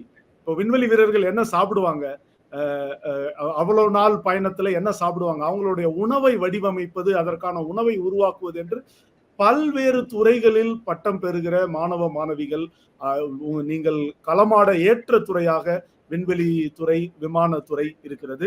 இப்போ மிக சிறப்பா இப்போ பிஜி ஆப்பர்ச்சுனிட்டிஸ் நம்ம பார்த்துட்டோம். இப்போ வந்து கல்லூரிகளை எப்படி தேர்வு செய்வது, எந்தெந்த கல்லூரிகளில் இப்படி விமானம் அல்லது விண்வெளி தொடர்பான படிப்புகள் கொடுக்கப்படுகின்றன, அதற்கான நுழைவுத் தேர்வுகள் என்ன? கண்டிப்பாக ஸ்லைட்ஸ் போயிடலாம். இப்போ இந்த ஸ்லைட்ல வந்து உங்களுக்கு என்ன ஃபர்ஸ்ட் நம்ம என்ன பார்ப்போம் அப்படின்னா, என்னென்ன இன்ஸ்டியூட்ல நம்ம வந்து ஏரோஸ்பேஸ் இன்ஜினியரிங் இல்லை ஏரோநாட்டிக்கல் இன்ஜினியரிங் அது சம்பந்தமான கோர்சஸ் பண்ணலாம்னு பார்ப்போம். அதுக்கப்புறம் நான் உங்களுக்கு சொல்றேன் எப்படி நீங்க வந்து ஒரு காலேஜை வந்து நீங்க சூஸ் பண்ணணும் உங்களோட இன்ட்ரெஸ்ட்டை பொறுத்து அப்படிங்கிறத பார்ப்போம். இப்போ ஃபர்ஸ்ட் பார்த்தீங்கன்னா ஏரோ வந்து கொஞ்சம் ஒரு அமாங் த இன்ஜினியரிங் ஃபீல்ட்ஸில் இது கொஞ்சம் ஸ்பெஷலைஸ்டு ஃபீல்டு தான். அது நான் சொல்லுவேன் கண்டிப்பாக. இப்போ ஏரோ இன்ஸ்டிடியூஷன்ஸில் வந்து டாப் இன்ஸ்டிடியூஷன்ஸ், ரொம்ப நல்ல பெஸ்ட் இன்ஸ்டிடியூஷன்ஸ் அப்படின்னு பார்த்தா நிறைய IITs, Indian institute of technology, அதுக்கப்புறம் இந்தியன் இன்ஸ்டிடியூட் ஆஃப் சயின்ஸ் பெங்களூர்ல இருக்கு, அதுக்கப்புறம் Indian institute of engineering science and technology West பெங்கால்ல இருக்கு, ஷிப்பூருங்கிற ஒரு இடத்துல இருக்கு. இதெல்லாம் வந்து உங்களுக்கு டாப் இன்ஜினியரிங் காலேஜஸ். ஆக்சுவலா ஐஐடிஸ்லயும் வந்து எல்லா ஐஐடிஸ்லயும் இல்லை, ஒரு 4 ஐஐடிஸ்ல தான் இருக்கு. மெட்ராஸ்ல இருக்கு, கான்பூர்ல இருக்கு, கரக்பூர்ல இருக்கு, பாம்பேல இருக்கு. இதெல்லாம் ஓல்டு ஐஐடிஸ். நியூ ஐஐடியில வந்து ஒன்று வந்து ஐஐடி ஹைதராபாத்ல இருக்கு. இப்போ பார்த்தீங்கன்னா ஒரு 7 சென்ட்ரல் இன்ஸ்டியூட்ஸ் தான் இருக்கு, 7-8 சென்ட்ரல் இன்ஸ்டியூட்ஸ் தான் இருக்கும். இதுக்கு எல்லாத்துக்கும் உங்களுக்கு அட்மிஷன் வந்து ஜாயிண்ட் என்ட்ரன்ஸ் எக்ஸாம், ஜேஇஇ அப்படின்னு சொல்லுவாங்க. இது வந்து 2 ஃபேஸ்ல நடக்கும். ஜேஇஇ மெயின்ஸ்னு ஒன்று நடக்கும், அப்புறம் அட்வான்ஸ்டு நடக்கும். மெயின்ஸ்ல வந்து ஒரு above some particular cut off இருக்கிறவங்க they will go for advance. இன்னைக்கு ஆக்சுவலா ஜேஇ அட்வான்ஸ்டு இன்னைக்கு வந்துட்டு இருக்கு. ஆக்சுவலா இப்ப வந்து இந்த பிகாஸ் உங்களுக்கு வந்து இந்த இன்ஸ்டியூட்ஸ்லாம் ரொம்ப ப்ரீமியர் இன்ஸ்டியூட்ஸ்னால முக்காவாசி ஜேஇ அட்வான்ஸ்ட்லயே டாப் ரேங்க்ஸ்ல இருக்கிறவங்களுக்கு மட்டும்தான் இந்த காலேஜஸ் கிடைக்கும். உங்களுக்கு அரௌண்ட் உங்களுக்கு வந்து இயர்லி 350 சீட்ஸ், ஒரு ஐஐடிக்கு வந்து அரௌண்ட் ஒரு 60 to 70 சீட்ஸ் பெர் ஐஐடி இருக்கும். 350 சீட்ஸ் இன் டோட்டலாக இருக்கும். டியூஷன் ஃபீஸ் வந்து எல்லாத்துக்குமே almost common, 1 lakh per semester உங்களுக்கு இருக்கும். இதை தவிர்த்துட்டு உங்களுக்கு வந்து திருவனந்தபுரத்தில் ஐஎஸ்ஆர்ஓவோட இன்ஸ்டியூட் இருக்கு, Indian institute of space technology. அவங்க வந்து ஸ்பெசிஃபிக்காக ஐஎஸ்ஆர்ஓக்கு தேவையான சப்ஜெக்ட்ஸ் மொத்தம் aerospace engineering, electrical engineering, physics, இந்த மாதிரி ஒரு 4-5 டிபார்ட்மெண்ட்ஸ் மட்டும் அவங்க நடத்துறாங்க. டைரக்டா அவங்களோட கண்ட்ரோல்ல இருக்கு. ஸோ அதுக்குமே வந்து ஜாயிண்ட் என்ட்ரன்ஸ் எக்ஸாம் வச்சு எடுக்கிறாங்க. அதுல வந்து ஒரு அரௌண்ட் 60 சீட்ஸ் இருக்கு. உங்களுக்கு டியூஷன் ஃபீஸும் மோரலஸ் அவ்வளோதான், 70,000 ஆகுது. இதை தவிர்த்துட்டு உங்களுக்கு ஸ்டேட் கவர்மெண்ட் இல்லை ஸ்டேட் கவர்மெண்ட் ஃபண்டட் காலேஜஸ் இருக்கு. நம்ம தமிழ்நாட்டில் பார்த்தீங்கன்னா ஃபேமஸான மெட்ராஸ் இன்ஸ்டிடியூட் ஆஃப் டெக்னாலஜி ஒன்று இருக்கு. அதுக்கு அட்மிஷன் வந்து உங்களுக்கு தமிழ்நாடு இன்ஜினியரிங் அட்மிஷன் வழியா நீங்க வரலாம். இதை தவிர்த்து வேற ஸ்டேட்ஸ்லயும் ஸ்டேட் கவர்மெண்ட் காலேஜ் ஏரோஸ்பேஸ்க்கு இருக்கு. ஃபார் எக்ஸாம்பிள் பஞ்சாப் இன்ஜினியரிங் காலேஜில் இருக்கு, பஞ்சாப் இன்ஜினியரிங் காலேஜ்னு இருக்கு, சண்டிகர்ல இருக்கு. அதுவும் வந்து ஏரோஸ்பேஸ் இன்ஜினியரிங் லாஸ்ட் ஒரு 30 இயர்ஸாக இருக்குன்னு நினைக்கிறேன் அந்த காலேஜில். அதுவும் ரொம்ப நல்ல காலேஜ். பட் ஆனால் நீங்கள் இதெல்லாம் விரல் விட்டு எண்ணக்கூடிய அளவுக்கு தான் இருக்கும் உங்களுக்கு நம்பர்ஸு. அதனால உங்களுக்கு சீட்ஸும் வந்து கம்மியாக தான் இருக்கும், அரௌண்ட் 100 சீட்ஸ் கிட்ட தான் இருக்கும். டியூஷன் ஃபீஸும் உங்களுக்கு ரொம்ப மினிமலாக தான் இருக்கும் பெர் செமஸ்டருக்கு. இதை தவிர்த்துட்டு உங்களுக்கு நிறைய ப்ரைவேட் காலேஜ் இந்த ரீசன்ட் பாஸ்ட்ல நிறைய வந்துச்சு. அட்லீஸ்ட் 60+ ப்ரைவேட் காலேஜ் நிறைய தமிழ்நாட்டில் இருக்கு. தமிழ்நாட்டு பக்கத்துல நிறைய டிஸ்ட்ரிபியூட் ஆயிருக்கு. நார்த் இந்தியாலயும் நிறைய இருக்கு. இது எல்லாத்துக்குமே வந்து அட்மிஷன் வந்து கொஞ்சம் கொஞ்சம் வேற வேற மாதிரி இருக்கும். இப்போ நிறைய காலேஜஸ் வந்து ஜாயிண்ட் என்ட்ரன்ஸ் எக்ஸாமோட ரேங்கிங்கை வச்சு அவங்க எடுத்துக்கிறாங்க. இல்லை நீங்கள் 12th முடிச்சதுக்கு அப்புறம் அதோட ஸ்கோர்ஸ், சிபிஎஸ்இ ஸ்கோர்ஸோ அதை வச்சு அவங்க வந்து ஷார்ட் லிஸ்டிங் பண்ணிக்கிறாங்க. இல்லை அந்தந்த யூனிவர்சிட்டியும் நிறைய ப்ரைவேட் யூனிவர்சிட்டி வந்து இருக்கு, அவங்கெல்லாம் வந்து இண்டிவிஜுவலாக அவங்க ஒரு என்ட்ரன்ஸ் எக்ஸாம் வச்சு அதை பேஸ் பண்ணி அவங்க வந்து நீங்கள் நம்ம வந்து சூஸ் பண்ணி போய்க்கலாம். அதுக்கப்புறம் வந்து சீட்ஸ் வந்து இதில் அரௌண்ட் 3000 சீட்ஸ் இருக்கும். அப்புறம் டியூஷன் ஃபீஸ் வந்து நம்ம எக்ஸ்பெக்ட் பண்ண மாதிரி ஸ்லைட்லி எக்ஸ்பென்சிவாக இருக்கும். பட் ஆனால் டூ மச் ரொம்ப பெரிய அன்அஃபோர்டபுள்னு நம்ம சொல்ல முடியாது, உங்களுக்கு நல்லா இருக்கும். இது வந்து யூஜி பொறுத்து இருக்கு ஆக்சுவலா. அப்புறம் வந்து பிஜி, நம்ம வந்து இப்போ மாஸ்டர்ஸ் டிகிரி நீங்க பண்ணணும் அப்படின்னு நினைக்கிறீங்க அப்படின்னா, அதே மாதிரி ஐஐடிஸ், ஐஏஎஸ்டி இந்த இடத்துல வந்து நீங்க மாஸ்டர்ஸ் டிகிரி உள்ள போகணும்னா நீங்க ஒரு இம்பார்ட்டன்ட் எக்ஸாம் எழுதணும். அதுக்கு அந்த எக்ஸாம் பேரு graduate admission test for engineering, GATE அப்படின்னு சொல்லுவாங்க. இந்த கேட்ல வந்து உங்களுக்கு நீங்க யூஜி படிச்சிருக்கிறது, யூஜி ஆல்ரெடி கம்ப்ளீட் பண்ணியிருக்கிறதுனால உங்களுக்கு வேரியஸ் டிசிப்ளின்ஸ் இருக்கும். Aerospace engineering, mechanical engineering, civil engineering, electrical engineering, ஒவ்வொரு இன்ஜினியரிங்க்கும் ஒரு தனித்தனி பேப்பர் இருக்கும். இந்த பேப்பர் நீங்க ஏதாவது ஒன்று வந்து சூஸ் பண்ணி எழுதலாம். இன்னும் சில பேர் வந்து ரொம்ப க்ளோஸ் டிசிப்ளின்ஸ் இருந்துச்சுன்னா ரெண்டு டிசிப்ளின்ஸ்ல கூட எழுதுவாங்க. ஃபார் எக்ஸாம்பிள் ஏரோ மெக்கானிக்கலும் எழுதுவாங்க, எலக்ட்ரிக்கல் இன்ஜினியரிங்கும் electrical and electronics communication engineering ரெண்டுமே சேர்த்து கூட எழுதுவாங்க. ஸோ தட் அவங்களுக்கு வந்து நிறைய அட்மிஷன் கிடைக்கிற நிறைய ஆப்பர்ச்சுனிட்டிஸ் வந்து. அதே மாதிரி இதுலேயும் வந்து நீங்கள் டாப் காலேஜஸ்க்கு ஐஐடி ஐஐஎஸ்டிக்கு போகணும் அப்படின்னா நீங்கள் கேட்டு வச்சு தான் நீங்கள் உங்களுக்கு வந்து எடுப்பாங்க. அப்புறம் அதில் வந்து டியூஷன் ஃபீஸ் வந்து ரொம்ப மினிமலிஸ்டிக், பிஇ அளவுக்கு கூட கிடையாது, பேச்சுலர்ஸ் கூட. அப்புறம் சீட்ஸும் வந்து உங்களுக்கு பிடெக் என்ன சீட்ஸோ டிப்பிக்கலி அந்த நம்பர் தான் இருக்கும் உங்களுக்கு. அப்புறம் இதில் இன்னொரு இம்பார்ட்டன்ட் காலேஜ் என்னன்னா DIAT, defence institute of advance technology.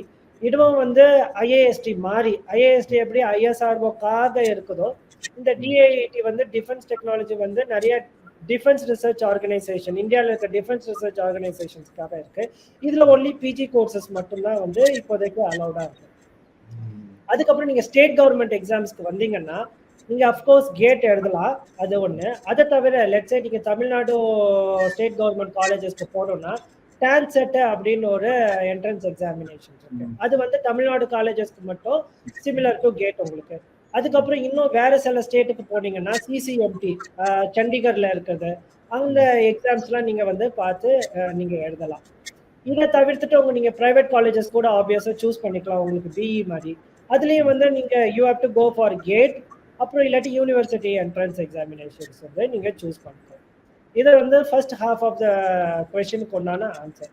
இப்போ second half of the question வந்து அதாவது நீங்க எந்த காலேஜை நீங்க சூஸ் பண்ணணும். ஓகே, இது ரொம்ப குரூஷியலான விஷயம். ஏரோ ஸ்பேஸ் டிபார்ட்மெண்ட் வந்து நீங்க டீச் பண்றதுக்கு ரொம்ப ரிசோர்ஸ் இன்டென்சிவான ஒரு டிபார்ட்மெண்ட். ஆக்சுவலா உங்களுக்கு பெரிய பெரிய விண்ட் டனல்ஸ் வந்து தேவை, அதை ஆப்ரேட் பண்றதுக்கு பெரிய இன்ஃப்ராஸ்ட்ரக்சர் உங்களுக்கு, ரைட்? ஒரு சின்ன பில்டிங்ல வந்து நீங்க எல்லா இன்ஸ்டிடியூஷன் எல்லா ஃபெசிலிட்டியும் நீங்க சொல்லி கொடுத்துட முடியாது ஸ்டூடெண்ட்ஸ்க்கு. அதனால வந்து உங்களுக்கு இன்ஃப்ராஸ்ட்ரக்சர் வந்து ஏரோக்கு வந்து ரொம்ப ரொம்ப இம்பார்ட்டன்ட். ஓகே, அதே மாதிரி மற்ற டிபார்ட்மெண்ட்ல இருக்கிற மாதிரி ஃபேக்கல்டி மெம்பர்ஸும் வந்து டாப் கிளாஸா இருக்கணும். அவங்களுக்கு ஒரு ஹோலிஸ்டிக் அண்டர்ஸ்டாண்டிங் இருந்தாதான் வந்து உங்களுக்கு வந்து நல்ல ஸ்டூடெண்ட்ஸை கைட் பண்ண முடியும். ஸோ ஃபேக்கல்டி மெம்பர்ஸோட குவாலிட்டி வந்து it is very important. So இப்போ இதெல்லாம் அப்புறம் ஆம்பியன்ஸ், உங்களுக்கு படிக்கக்கூடிய ஒரு ஆம்பியன்ஸ், நாட் ஜஸ்ட் உங்களுக்கு கரிக்குலர் ஆக்டிவிட்டிஸ், உங்களுக்கு பக்கத்துல இருக்கிற சோஷியல் ஆக்டிவிட்டிஸ், கோ கரிக்குலர் ஆக்டிவிட்டிஸ், ஒரு ஒரு கான்ஃபரன்ஸ் ஆர்கனைஸ் பண்றதோ, இல்ல வந்து ஒரு விளையாட்டுல நீங்க வந்து கலந்துக்கிறதோ, ஒரு குவிஸ்ல பார்ட்டிசிபேட் பண்றதோ, ஒரு ஈவெண்ட் ஆர்கனைஸ் பண்றதோ, இதெல்லாம் உங்களுக்கு நிறைய சாஃப்ட் ஸ்கில்ஸ் வந்து நீங்க வேலைக்கு போகும் போதோ, இல்ல அதுக்கப்புறம் உங்களோட மேனேஜ்மெண்ட் நீங்க வேலை செய்யற இடத்துல நீங்க எப்படி ஒவ்வொரு லெவலுக்கு போகும்போதோ இந்த ஸ்கில்ஸ் எல்லாம் கண்டிப்பா வந்து யூஸ்ஃபுல்லா இருக்கும். ஸோ அதனால இது எல்லாமே இருக்கிற மாதிரி ஒரு இன்ஸ்டிடியூஷன்ஸ் வந்து நம்ம கிடைக்கணுங்கிறது தான் நம்மளோட ட்ரீம். ஸோ அப்படி நம்ம அந்த ஒரு கிரைட்டீரியா வச்சு நம்ம போனோம் அப்படின்னா வந்து டாப் சாய்ஸ் நீங்க எடுக்கலாம் அப்படின்னா எல்லா ஐஐடிஸும் நீங்க எடுக்கலாம். எல்லா ஐஐடிஸ், ஐஏஎஸ்சி, ஐஇஎஸ்டி இதெல்லாம் ரொம்ப டாப். நீங்க கேம்பஸ்குள்ள வந்தாலே நீங்க அந்த டிபார்ட்மெண்ட் பார்த்தாலே you will get a feel. நீங்க போய் நீங்க அந்த ஏரோஸ்பேஸ் இன்ஜினியரிங் நீங்க படிக்கணும் அப்படின்ட்டு. அந்த எக்ஸ்பெரிமெண்டல் செட்டப் அதோட சைஸ் பார்த்தாலே அந்த மேசிவ் எவ்வளோ மேசிவா இருக்குன்னு நீங்க பார்த்தாலே வந்து உங்களுக்கு ஒரு பெரிய என்ன சொல்றது மோட்டிவேஷன் வரும் நீங்க படிக்கணும் அப்படின்ட்டு, ரைட்?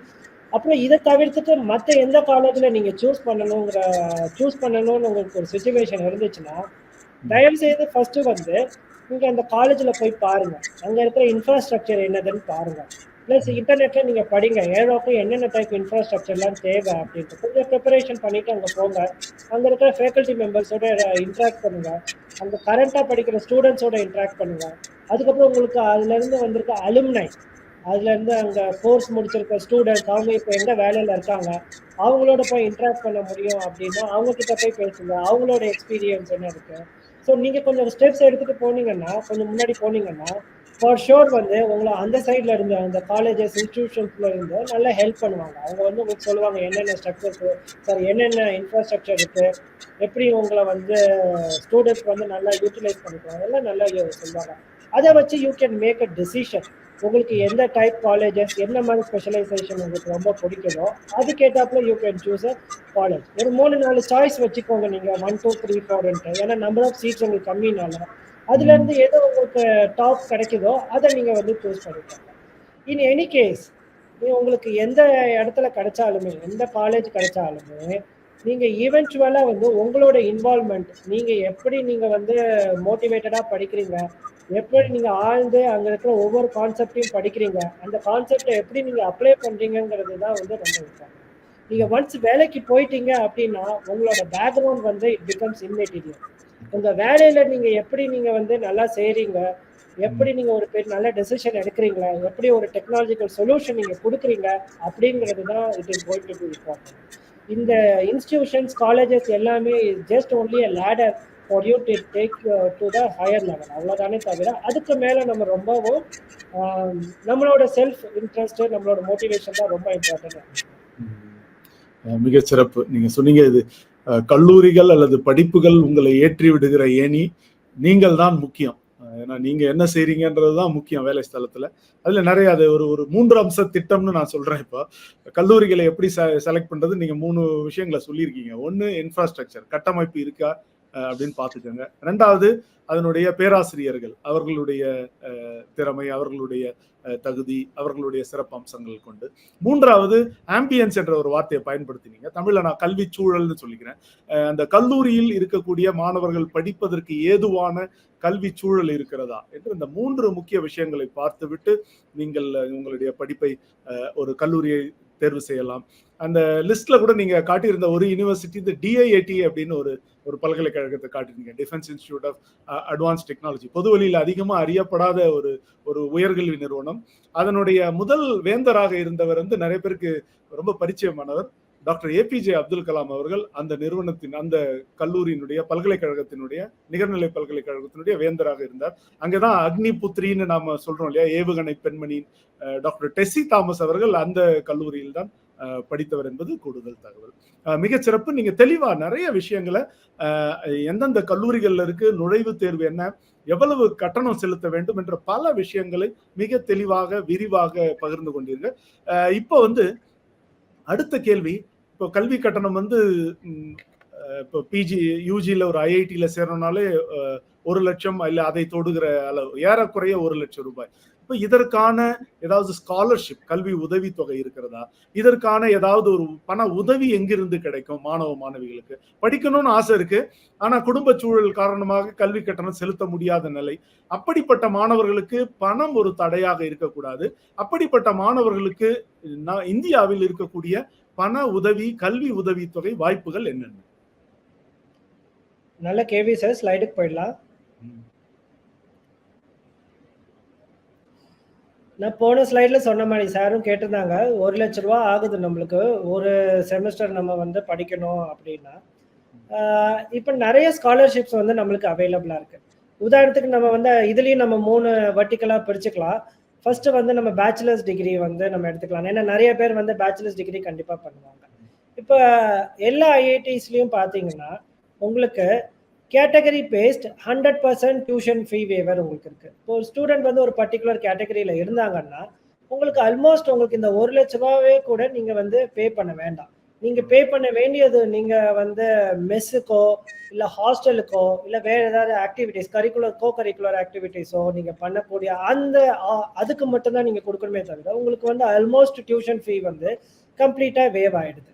இப்போ வந்து இருக்கிற அட்மிஷன் ப்ரொசீஜர்ல ஆல்மோஸ்ட் 50% உங்களுக்கு வந்து இந்த மாதிரி கேட்டகரி இருக்கிறதுனால ஸோ நிறைய லார்ஜ் நம்பர் ஆஃப் ஸ்டூடெண்ட்ஸ் வந்து இதனால வந்து இது வந்து ரொம்ப யூஸ்ஃபுல்லா இருக்கும்.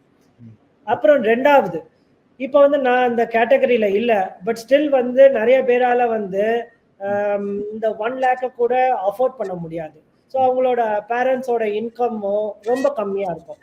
ஸோ அதுல கூட இன்கம் பேஸ்டு டியூஷன் ஃபீ வேவரும் கூட இருக்கு. அது உங்களுக்கு 100% கிட்ட இருக்குது. ஆக்சுவலா நீங்க நிறைய ஐஐடிஸ்ல பாத்தீங்கன்னா around 60 to 75% of the students வந்து ஸ்காலர்ஷிப்ல தான் படிக்கிறாங்க, பிஇ ஸ்காலர்ஷிப்ல தான் படிக்கிறாங்க, ரைட்? ஸோ அதனால வந்து இந்தியாவை பொறுத்த வரைக்கும் எஜுகேஷன் வந்து ரிலேட்டிவா ரொம்ப சீப் ஆக்சுவலா. அதாவது ஃபார் த குவாலிட்டி, அதுக்கு குவாலிட்டியில காம்ப்ரமைஸே கிடையாது. பட் ஆனால் குவாலிட்டி டிவைடட் பை உங்களுக்கு ஃபீஸ் பார்த்தீங்கன்னா இந்த ரேஷியோ வந்து இந்தியாவில் வந்து ரொம்ப ரொம்ப ஜாஸ்தி.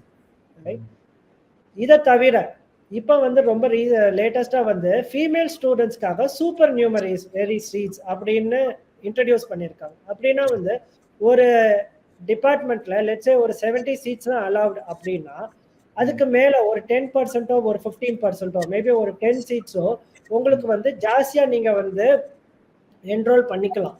அவங்க ஆனால் ஃபீமேல் ஸ்டூடெண்ட்ஸா இருக்கணும். ஸோ இது ஏரோஸ்பேஸ் இன்ஜினியரிங்க்கு ரொம்ப இம்பார்ட்டன்ட் ஆக்சுவலா. ஒரு 15-20 இயர்ஸ்க்கு முன்னாடி வந்து ஃபீமேல் ஸ்டூடெண்ட்ஸ் வந்து அவ்வளோ பேர் இல்லை ஆக்சுவலா. இப்போ வந்து நான் கிளாஸ்க்கு போய் பார்க்கும் போது ஐ கேன் சி அட்லீஸ்ட் ஒரு 30% வந்து ஃபீமேல் ஸ்டூடெண்ட்ஸ் இருக்காங்க. அதோட ரொம்ப இம்பார்ட்டன்ட் என்னன்னா இந்த 30% ஃபீமேல் ஸ்டூடெண்ட்ஸ் வந்து ரொம்ப நல்லா பண்றாங்க, எக்ஸலண்டா பண்றாங்க. ஸோ அதனால வந்து இந்த சூப்பர் நியூமரரி சீட்ஸ் வந்து ஐ திங்க் இது வந்து ரொம்ப ரொம்ப ஒரு வெல்கம் ஸ்டெப் ஆக்சுவலா எல்லா ஐஐடிஸ்லயும் எடுத்திருக்காங்க. இதை தவிர வந்து DRDO, defence research development organisation வந்து ஃபீமேல் ஸ்டூடெண்ட்டுக்கு வந்து top female students for example bachelors டிகிரியில பேஸ்ட் ஆன் ஜேஇ ஸ்கோரை வச்சு அவங்களுக்கு ஸ்காலர்ஷிப் கொடுக்குறாங்க.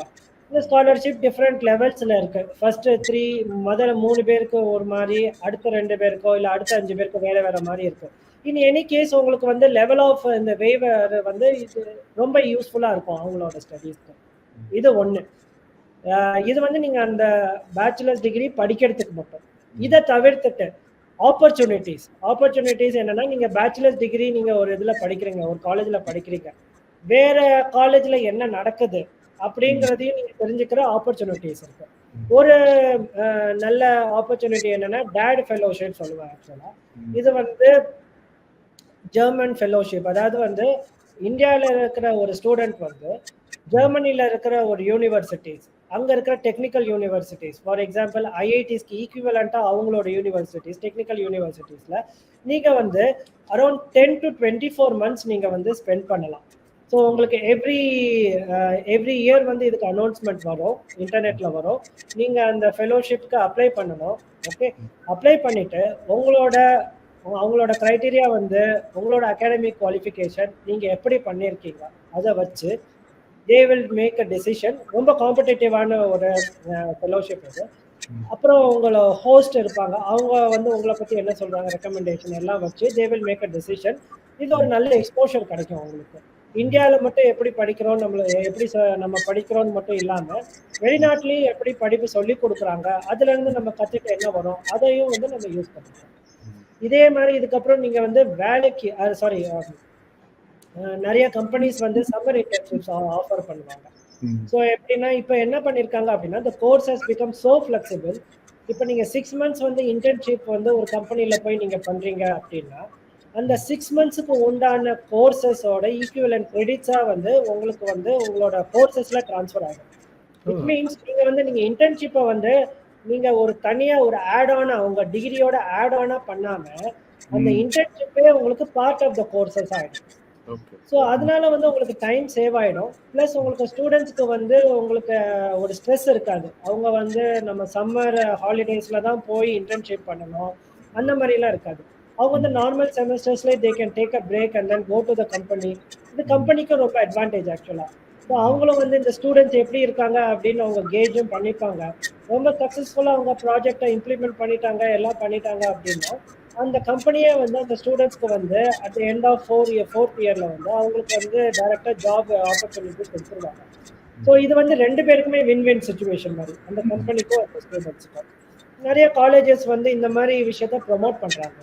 இதை தவிர்த்துட்டு வந்து தேர்ட் இயர் முடிச்ச ஸ்டூடெண்ட்ஸ் எல்லாம் சம்மர் இன்டர்ன்ஷிப்ஸ் அப்ளை பண்ணலாம். ஆக்சுவலா நிறைய ஐஐடிஸ்ல ஆல்மோஸ்ட் எல்லா ஐஐடிஸ்லயும் இருக்கு, ஐஏஎஸ்சிஸ்ல இருக்கு. ஸோ நீங்க சம்மர்ல வந்து அவங்க 1 month இல்ல 8 weeks ப்ரோக்ராம் மாதிரி இருக்கும். நீங்க வந்து அந்த ஐஐடிஸ்லயோ ஐஏஎஸ்சிலயோ வந்து தங்கி ஸ்டைபண்ட் கொடுப்பாங்க உங்களுக்கு. அங்க இருக்கிற யாராவது ஒரு ரிசர்ச் லேபோட நீங்க ஜாயின் பண்ணி உங்களுக்கு ஒரு ஃபிளேவர் கிடைக்கும். ரிசர்ச்னா என்ன பண்ணலாம் அப்படின்னு கிடைக்கும். ஸோ நிறைய மோட்டிவேட்டட் ஸ்டூடெண்ட்ஸ் வந்து இந்த ரூட்டை எடுத்துட்டு ஸோ அவங்களுக்கு ஒரு எக்ஸ்போஷர் கிடைச்ச உடனே then they make an informed decision of going for a மாஸ்டர்ஸோ இல்லை பிஹெச்டி ப்ரோக்ராமோ சூஸ் பண்ணுவாங்க. இந்த மாதிரி ஸ்டூடெண்ட்ஸ்லாம் நல்லா எக்ஸல் ஆகிறாங்க, சூப்பராக எக்ஸல் ஆகிறாங்க. இது பேச்சுலர்ஸ் டிகிரியில். நெக்ஸ்ட் மாஸ்டர்ஸ் டிகிரியில் என்னன்னா நம்ம ஒன்ஸ் கேட் குவாலிஃபை ஆயிட்டோம் அப்படின்னாலே MHRD ministry of human resource and development வந்து உங்களுக்கு மாதம் மாஸ்டர்ஸ் டிகிரி படிக்கிறதுக்காகவே 12,400 வந்து கொடுக்குறாங்க உங்களுக்கு ஸ்டைஃபண்டா. எல்லா ஐஐடிஸ்லயும் இருக்கு. ஸோ உங்களுக்கு அந்த ஃபீஸ் எல்லாம் பார்த்து உங்களோட இங்கே ஆன்சைட் அக்கோமடேஷன் எல்லாத்தையும் பார்த்தாலுமே இந்த 12,400 வந்து நல்ல கம்ஃபர்டபுள் லிவிங் வந்து நீங்கள் பண்ணிக்கலாம் மாஸ்டர்ஸ் டிகிரி பண்ணும்போது. ஆல்மோஸ்ட் நீங்கள் உங்கள் பேரண்ட்ஸ் கிட்ட இருந்து எதுவுமே நீங்கள் வந்து ரூபா கேட்க வேணாம். இன்ஃபேக்ட் எனக்கு தெரிஞ்ச நிறைய ஸ்டூடெண்ட்ஸ் வந்து இதுலேருந்து சேவ் பண்ணி அவங்களோட வீட்டுக்கு கூட அனுப்புகிறாங்க ஆக்சுவலாக. ஸோ இந்த ஸ்டைஃபண்ட் எல்லாருக்குமே இருக்குது, எம்ஹெச்ஆர்டியிலேருந்து வர ஸ்டைஃபண்டு. இதை மாதிரியே உங்களுக்கு முன்னாடி சொன்ன மாதிரி டிஆர்டிஓ ஃபீமேல் ஸ்டூடெண்ட் ஸ்காலர்ஷிப் இருக்குது. அதே மாதிரி மாஸ்டர்ஸ்க்கு அகெயின் டேடு ஃபெலோஷிப் அந்த ஜெர்மனியோட இருக்கிற ஃபெலோஷிப் கூட இருக்குது. அப்புறம் காமன்வெல்த் ஸ்காலர்ஷிப்னு இருக்கு. அதாவது பிரிட்டன்ல இருக்கிற யூனிவர்சிட்டி டாப் யூனிவர்சிட்டிஸ்ல போய் படிக்கிறதுக்கும் இந்த ஸ்காலர்ஷிப் இருக்கு. அப்புறம் இங்கேயும் வந்து நம்ம இன்டர்ன்ஷிப்ல இருந்து கோர்ஸ் கிரெடிட் கன்வர்ஷன் எடுத்துக்கலாம். இதை தவிர ரொம்ப இம்பார்ட்டன்ட் ஸ்காலர்ஷிப் ஒன்று இருக்கு, Erasmus Mundus joint master degree programme இருக்கு. இதுல என்னன்னா யூரோப்ல நமக்கு நிறைய கண்ட்ரிஸ் இருக்குன்னு தெரியும். ஒவ்வொரு கண்ட்ரிலையும் நீங்க ஒவ்வொரு செமஸ்டர் ஷார்ட் ஆஃப் நீங்க வந்து ஸ்பெண்ட் பண்ணலாம். ஸோ 4 செமஸ்டர்ஸ் பண்றீங்கன்னா உங்களுக்கு ஆல்மோஸ்ட் 4 கண்ட்ரீஸ்ல வந்து உங்களுக்கு ப்ரோக்ராம் வந்து இருக்கும். நல்ல காம்படிட்டிவ் ஸ்காலர்ஷிப்பும் உங்களுக்கு நல்ல எக்ஸ்போஷரும் உங்களுக்கு கிடைக்கும். நல்ல உங்களுக்கு ஸ்டூடெண்ட்ஸ்க்கு ஒரு அண்டர்ஸ்டாண்டிங் நல்லா கிடைக்கும். இதை தவிர்த்துட்டு பிஹெச்டி டிகிரி நிறைய ஸ்காலர்ஷிப் இருக்கு. இப்போ வந்து ரொம்ப நிறைய இருக்கு. ஃபர்ஸ்ட் ஆஃப் ஆல் வந்து இந்த எம்ஹெச்ஆர்டி ஸ்டைஃபண்ட் சொன்னல அதுவே வந்து 37,000 per month வருது. இந்த 37,000 நல்ல ஈவன் மேரிட் ஸ்காலர்ஸ் கூட அவங்களோட ஃபேமிலியை டேக் கேர் பண்ணிக்கிறதுக்கு இந்த 37,000 நல்ல யூஸ்ஃபுல்லாக இருக்கு. இன்னொன்று வந்து நல்லா பண்ற பிஹெச்டி ஸ்டூடெண்ட்ஸ் அவங்க வந்து பிஎம்ஆர்எஃப் ஃபெலோஷிப்னு ஒன்று இருக்கு, பிரைம் மினிஸ்டர் ரிசர்ச் ஃபெலோஷிப் அப்படின்னு. ஸோ ஒரு பிஹெச்டி ஸ்டூடெண்ட் வந்து அவங்களோட ஃபர்ஸ்ட் செமஸ்டர்லையும் இல்லை பிஹெச்டி அப்ளை பண்ண மாட்டோம், நீங்கள் வந்து இந்த பிஎம்ஆர்எஃப் ஸ்கீமுக்கு அப்ளை பண்ணிட்டா நல்ல டாப் ஸ்டூடெண்ட்ஸ் உங்களோட 95% இருக்கிறவங்க, கேட்ல நல்ல ஸ்கோர் இருக்கிறவங்க, ஆல் இண்டியா ரேங்க் 1, 2, 3, 10 இருக்கிறவங்க, நல்ல இன்ஸ்டியூட்ல இருந்து வரவங்க, ஐஐடி என்ஐடிஸ்ல இருந்து பேச்சுலர்ஸ் பண்ணிட்டு வரவங்க, இந்த மாதிரி இருக்கிறவங்களுக்கு இந்த மாதிரி பிஎம்ஆர்எஃப் ஸ்கீம் வந்து பிஎம்ஆர்எஃப் ஃபெலோஷிப் வந்து கிடைக்கிறதுக்கு நிறைய வாய்ப்புகள் இருக்கு. ஸோ அவங்களுக்கு வந்து ஸ்காலர்ஷிப்பே பார்த்தீங்கன்னா 70,000 per month உங்களுக்கு கிடைக்கும். ஓகே, நல்ல ஸ்டைபண்ட் உங்களுக்கு. அது வேற இல்லாம அவங்க ரிசர்ச் பண்றதுக்கே வந்து 2 lakhs per year வந்து கொடுப்பாங்க. ஸோ ஆல் த ஹோல் பார்த்தீங்கன்னா அரௌண்ட் 8 to 10 lakhs வந்து கவர்மெண்ட் வந்து உங்களோட ரிசர்ச்காகவே வந்து நீங்க ஸ்பெண்ட் பண்றாங்க. நீங்க கான்ஃபரன்ஸ் போய்க்கலாம், வேற எங்கேயாவது இன்டர்ன்ஷிப்ஸ் பண்ணணும்னாலும் யூஸ் பண்ணிக்கலாம் இந்த மணியை. என்ன மாதிரினாலும் நீங்க யூஸ் பண்ணிக்கலாம். ஓகே, ஒன்லி திங் கவர்மெண்ட் வந்து இந்த மாதிரி ஸ்டூடெண்ட்ஸ் மேல நிறைய வந்து நம்பிக்கை வைக்கிறாங்க, அவங்க நல்லா பண்ணுவாங்க அப்படின்ட்டு. ஸோ அவங்களுக்கு நிறைய ஆப்பர்ச்சுனிட்டி பண்ணி கொடுப்பாங்க. இதை தவிர ஜாயிண்ட் டிகிரி ப்ரோக்ராம்ஸ் அப்படின்னா என்னன்னா, பிஹெச்டி டிகிரி வந்து இந்தியாவில் இருக்கிற ஒரு யூனிவர்சிட்டியும் கொடுக்கும், வெளிநாட்டில் இருக்கிற ஒரு யூனிவர்சிட்டியும் கொடுக்கும். நிறைய ஐஐடிஸ்ல இருக்கு. நிறைய ஐஐடிஸ் வந்து ஒரு மெமரண்டம் ஆஃப் அக்ரிமெண்ட் போட்டிருக்காங்க, எம்ஓயு வந்து ஃபாரின் யூனிவர்சிட்டிஸோட. Australia, America, Canada, Europe, Asian countries top யூனிவர்சிட்டிஸோட டைப் இருக்கும். ஸோ அவங்க வந்து 2 years வந்து ப்ராபப்ளி இந்தியாவில் இருப்பாங்க, இன்னொரு 2 years வந்து அங்கே வெளிநாட்டில் ஃபாரின் கண்ட்ரியில் இருப்பாங்க. 2 சூப்பர்வைசர்ஸ் இருப்பாங்க உங்களுக்கு டிகிரியும் வந்து ஜாயிண்ட் டிகிரியாக வரும். உங்கள் டிகிரியில் வந்து 2 யூனிவர்சிட்டியோட பேருமே இருக்கும். இதுவும் ரொம்ப வெல்கம் ஆப்ஷன்ஸ். ஆக்சுவலாக ரொம்ப ரீசெண்டாக போயிட்டு இருக்கு. நல்ல ஸ்கீம், நல்ல டாப் ஸ்டூடெண்ட்ஸ்லாம் வந்து இந்த ஸ்கீமுக்கு போகிறாங்க. அப்புறம் இம்பார்ட்டன்ட் வந்து overseas doctoral fellowship. So science engineering and research போர்டுன்னு ஒன்று இருக்குது, SCRBன்ட்டு. அவங்களும் வந்து கால் ஃபார் பண்ணுவாங்க எவ்ரி இயர். நம்ம வந்து டாக்டரல் ஸ்டூடெண்ட்ஸ் வந்து இந்த OVDFன்னு சொல்லுவோம் ஷார்ட் ஃபார்மை, இதுக்கு அப்ளை பண்ணுறோம். ஆல்மோஸ்ட் வந்து உங்களுக்கு ஒரு 1 year நீங்கள் வந்து வெளிநாட்டில் இருக்கிற யூனிவர்சிட்டியோட நீங்கள் போய் அங்கே ரிசர்ச் பண்ணிட்டு வரலாம். இதில் இம்பார்ட்டன்ட் ஆஸ்பெக்ட் ஒன்று ஏரோஸ்பேஸோட சம்மந்தப்பட்ட என்ன சொல்லணும்னா, இந்த OVDFல வந்து பர்டியூ யூனிவர்சிட்டி யூஎஸ்ஏயோட ஒரு ஸ்பெஷல் டைப் இருக்கு. பர்டியூ யூனிவர்சிட்டி வந்து one of the top ranking institute for aerospace engineering. நீங்கள் அவங்களோட ரிசர்ச் லேப் எல்லாம் பார்த்தீங்கன்னா ரொம்ப ஒரு இண்டஸ்ட்ரி டைப் இருக்கும், ரொம்ப பெருசாக இருக்கும். ஒரு சின்ன இன்ஜினியர், ஃபுல் ஸ்கேல் இன்ஜின், ஒரு பார்ட் ஆஃப் த ஒரு செக்டர் ஆஃப் த இன்ஜினே வந்து அவங்க டெஸ்ட் பண்ணுவாங்க. நீங்கள் அங்கே போய் பார்க்கும்போது யூ வில் see எவ்வளோ ஒரு பிரம்மாண்டமாக இருக்குது. நீங்கள் வந்து you can really see the real engineering going on. இந்த மாதிரி இதுக்கெல்லாம் நீங்கள் யூஸ் பண்ணிக்கலாம். அப்புறம் அப்கோர்ஸ் டேட் ஃபெலோஷிப் இருக்குது ஜெர்மனியோட. அப்புறம் பிரெஞ்சு கவர்மெண்ட்டோட ராமன் சார்பாக் ஃபெலோஷிப் இருக்குது. 2 நோபல் நாராட்ஸோட பேரோட இருக்குது, ராமன் அப்புறம் சார்பாக். இவங்களோட பேரில் ஃபெலோஷிப்ஸ் இருக்குது. அப்புறம் காமன்வெல்த் ஃபெலோஷிப் இருக்குது. இது ஏற்கனவே சொன்ன மாதிரி பிரிட்டன் யூனிவர்சிட்டிஸோட பண்ணிக்கலாம். அப்புறம் Fulbright Nehru doctoral fellowship, இதுவும் ரொம்ப பெரிய ப்ரெஸ்டீஜியஸ் ஃபெலோஷிப். ஆக்சுவலாக யூஎஸ் யூனிவர்சிட்டிஸோட டாப் யூஎஸ் யூனிவர்சிட்டிஸை நீங்கள் எந்த யூனிவர்சிட்டினாலும் நீங்கள் எடுத்துக்கலாம். MITயோ ஸ்டான்ஃபோர்டோ எதுனாலும் எடுத்துக்கலாம். நீங்கள் நிறைய ஃபுல் பிரைட் ஃபெல்லோஸ் இருக்காங்க. ஸோ ஈவன் நிறைய ஃபுல் பிரைட் ஃபெல்லோ, இது வந்து ஒரு பைலேட்ரல் அக்ரிமெண்ட் மாதிரி. இந்தியாவிலேருந்து கொஞ்சம் பேர் யூஎஸ் போவாங்க, யூஎஸ்லேருந்து கொஞ்சம் பேர் வந்து இந்தியாவுக்கு வருவாங்க. அதே மாதிரி யூஎஸ்லேருந்து நிறைய பேர் ஒவ்வொரு கண்ட்ரிக்கும் போகலாம். நிறைய நோபல் லாரட்ஸ் வந்து அவங்க ஃபுல் பிரைட் ஃபெல்லோஸாக இருந்திருக்காங்க, அவங்களோட பேச்சுலர்ஸோ மாஸ்டர்ஸ் வந்து. ஆக்சுவலாக இது ரொம்ப ப்ரெஸ்டீஜியஸ் ஃபெலோஷிப்பு, ரொம்ப காம்படிட்டிவான ஃபெலோஷிப்பும் கூட. ஒரு இயர்க்கு வந்து மேபி அரௌண்ட் 10, ஒரு 10-15 தான் கொடுப்பாங்க, இன்க்ளூடிங் ஆல் ஏரியாஸ். இன்ஜினியரிங் மட்டும் கிடையாது, ஹியூமனிட்டிஸ், சயின்ஸு, பயாலஜி எல்லாத்தையும் கொடுக்கும்.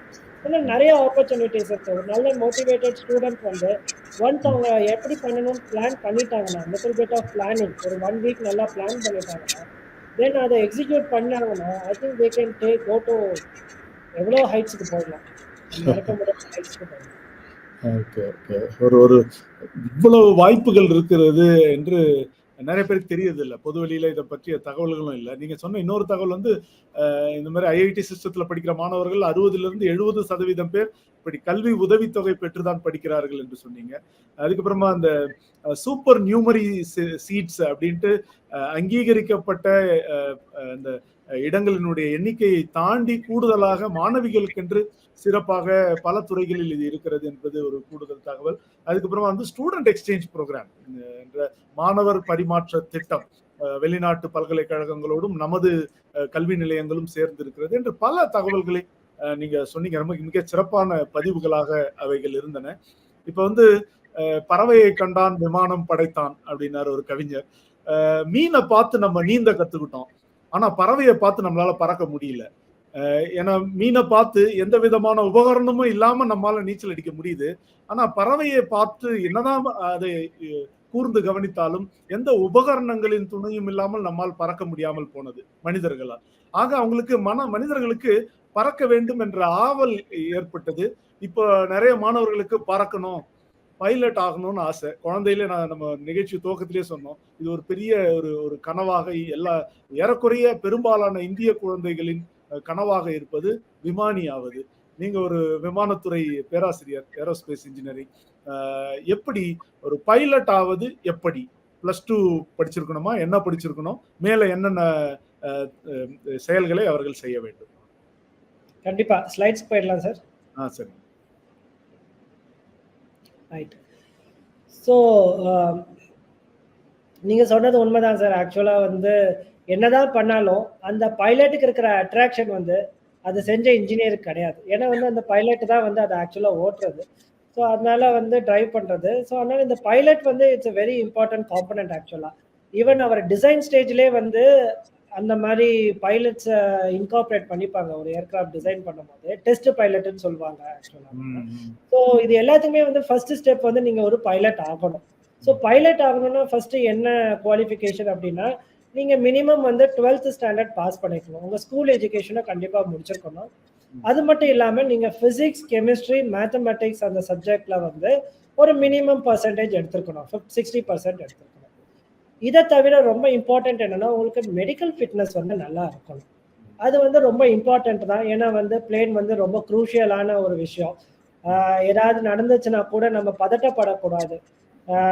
பதட்டப்படாம எப்படி நம்ம கரெக்டா அந்த ஒரு எமர்ஜென்சி சுச்சுவேஷனை ஹேண்டில் பண்றோம், அதுக்கெல்லாம் வந்து உங்களுக்கு மென்டல் ஸ்ட்ரென்த் இருக்கணும், பிளஸ் பிசிக்கல் ஸ்ட்ரென்த்தும் இருக்கணும். ஸோ அதனால வந்து ஓவரால் மெடிக்கல் ஃபிட்னஸ் வந்து ரொம்ப இம்பார்ட்டன்ட்.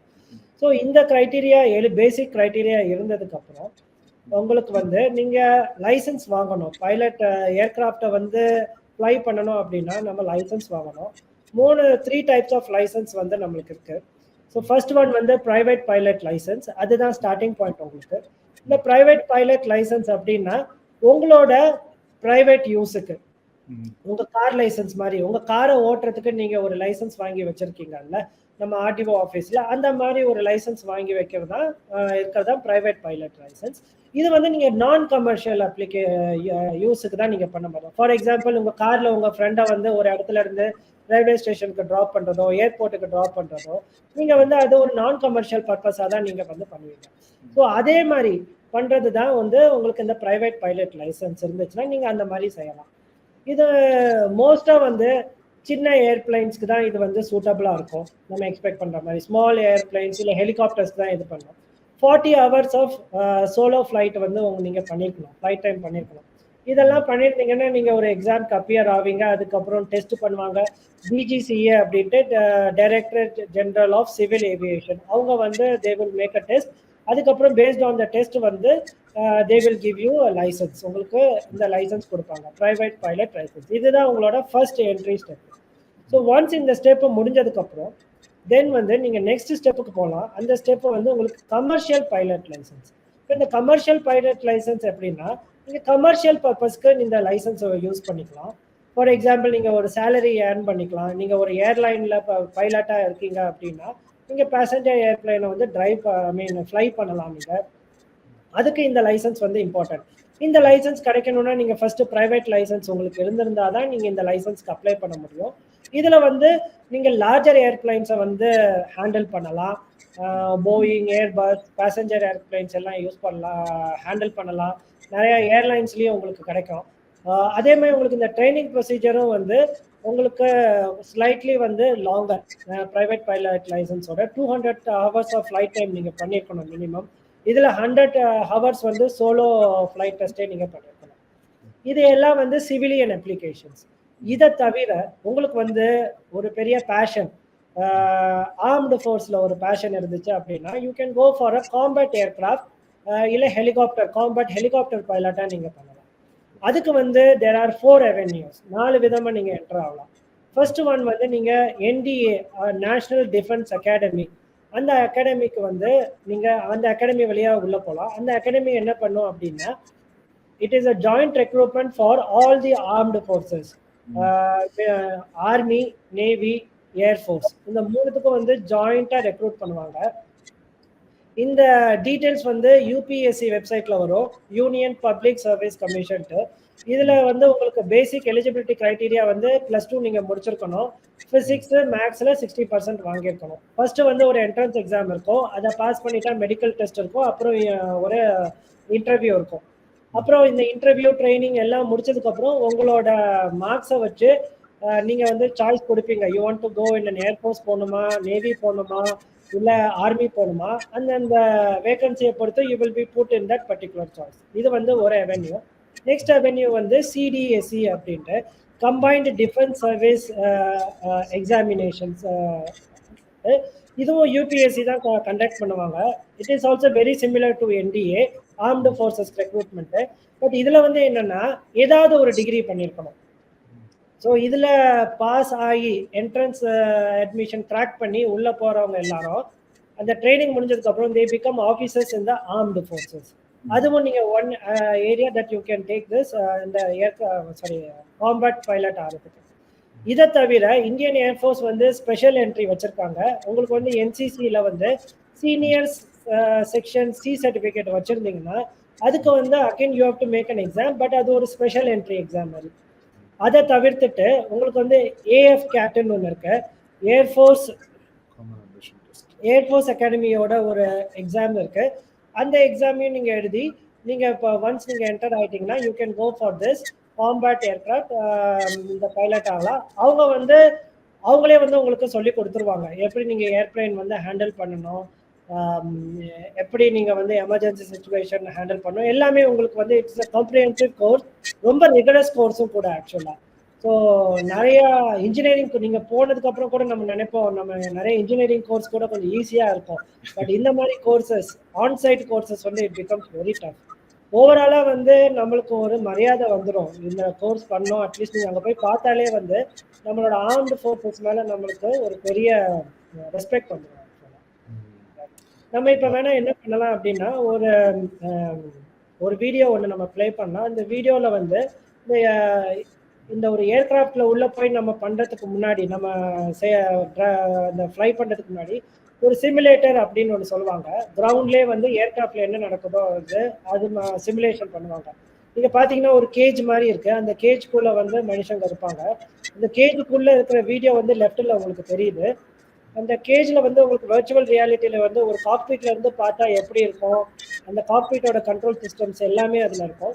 ஸோ உங்களுக்கு ஒரு விஷுவல் ஃபீல் ஃபுல்லாவே தெரியும். மோரோவர் அந்த கேஜ் ஆக்சுவலா முன்ன பின்ன வந்து மூவ் ஆகுது. அதை வச்சு நீங்க என்ன இந்த ஃப்ளைட் வந்து எப்படிலாம் திரும்புதோ அப்படி அப்போ உங்களுக்கு உங்க பாடியில நடக்கக்கூடிய ஃபீல் ஆகக்கூடிய எக்ஸ்பீரியன்ஸ் ஆகக்கூடிய ஆக்சலரேஷன், டீசலரேஷன் அதெல்லாம் வந்து உங்களுக்கு இதுலயே தெரிஞ்சிடும். இந்த சிமுலேஷன் வந்து இந்த ஃபைட்டர் பைலட்ஸ்க்குலாம் ரொம்ப இம்பார்ட்டன்ட் ஆக்சுவலா. ஏன்னா நீங்க பிளேன் பார்க்கும்போது நிறைய ஆக்ரோபேட்டிக் வித்தைகள்லாம் செய்வாங்க. பட் ஆனா நீங்க ஒரு பைலட்டா உள்ள இருந்து பார்க்கும் போது தான் தெரியும் அது எவ்வளவு டிஃபிகல்ட் அப்படின்ட்டு. அதே நேரத்தில் நீங்க அந்த ஃபிளைட்டையும் கண்ட்ரோல் பண்ணணும். ரொம்ப வந்து பிசிக்கலி ரொம்ப டிமாண்டிங் ஜாப், மென்டலாவும் எனக்கு தெரிஞ்சு ரொம்ப டிமாண்டிங் ஜாப். மிக மிக தெளிவான விளக்கங்களை கொடுத்தீங்க. ஏன்னா நிறைய பேருக்கு வந்து பைலட் ஆகிறதுக்கு என்ன படிக்கணும்னே தெரியாம பொதுவெளியில் இருக்கு. இப்போ +2 முடிச்சவங்க கமர்ஷியல் பைலட் லைசன்ஸ், இதர் பிரைவேட் பைலட் லைசன்ஸ் அல்லது கமர்ஷியல் பைலட் லைசன்ஸ் அந்த ஸ்ட்ரீம்ல போகலாம். இப்போ பாதுகாப்பு படைகள்ல இருக்கணும் அப்படின்னா அவங்களுக்கு பல வாய்ப்புகள் இருக்குது. +2 ஸ்டூடெண்ட்ஸ் வந்து என்டிஏ எக்ஸாம் எழுதலாம், எழுதி போகலாம். இல்லைன்னா என்சிசி சர்டிஃபிகேட் வச்சிருக்கவங்க அதுக்கான சிறப்பு நுழைவு இருக்கிறது. இல்லை degree holders either any graduation இல்லை பிஇ பிடெக் படித்தவங்க சிடிஎஸ் என்கிற கம்பைன்ட் டிஃபென்ஸ் சர்வீசஸ் எக்ஸாம் எழுதலாம். பிறகு அவர்களுக்கு ஆஃப்கேட் என்ற ஏர்ஃபோர்ஸ் காமன் அட்மிஷன் டெஸ்ட் என்ற அந்த ஆஃப்கேட் தேர்வு இருக்குது, அதை எழுதலாம். நிறைய பேருக்கு ஒரு குழப்பம் இருக்கும், இந்த விமானி பதவி வந்து விமானப்படையில மட்டும்தான் இருக்கா இல்ல மற்ற துறைகள்ல இருக்கான்னு. நேவில கூட ஹெலிகாப்டர் பைலட்ஸ் இருக்கிறாங்க, ஏர்ஃபோர்ஸ் ஏர்கிராஃப்ட் பைலட்ஸ் இருக்கிறாங்க. அவங்களோட கடற்படை ஹெலிகாப்டர் கப்பல்ல கூட, போர் கப்பல்ல கூட தரையிறங்குற காணொலி காட்சியெல்லாம் நீங்க பார்த்திருப்பீங்க. அந்த மாதிரி ஆர்மி தரைப்படையில கூட அவர்களுக்கென்று விமானம் இருக்கிறது, அவர்களுக்கென்று ஹெலிகாப்டர்கள் இருக்கிறது. அதனால இதை இயக்குவதற்கு தரைப்படையிலும் நம்முடைய கடற்படையிலும் விமானப்படையிலும் விமானிகள் தேவை. எல்லாருக்குமான பொது தேர்வு தான் அந்த என்டிஏ தேர்வு என்று நாம் பார்ப்பது. +2 படிச்சவங்களுக்கு அந்த கம்பைன்ட் டிஃபென்ஸ் சர்வீசஸ் எக்ஸாமும் இந்த 3 முப்படைகளுக்கான ஒருங்கிணைந்த ஒரு தேர்வு. ஆனா அதுல வந்து கிராஜுவேட்ஸ் மட்டும்தான் அதுல பார்ட்டிசிபேட் பண்ண முடியும். இப்ப நம்ம வந்து பைலட்ஸ் பேசிட்டோம். இன்னும் நம்ம மாணவ மாணவிகளுக்கான இன்னொரு கனவு துறை அப்படின்னா ட்ரோன், ஆளில்லா விமானம்.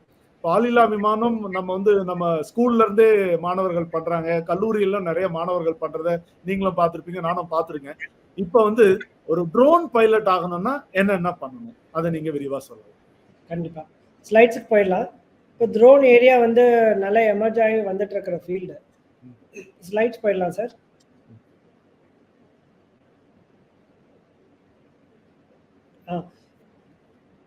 ட்ரோன் ஏரியாவும் வந்து next slide right.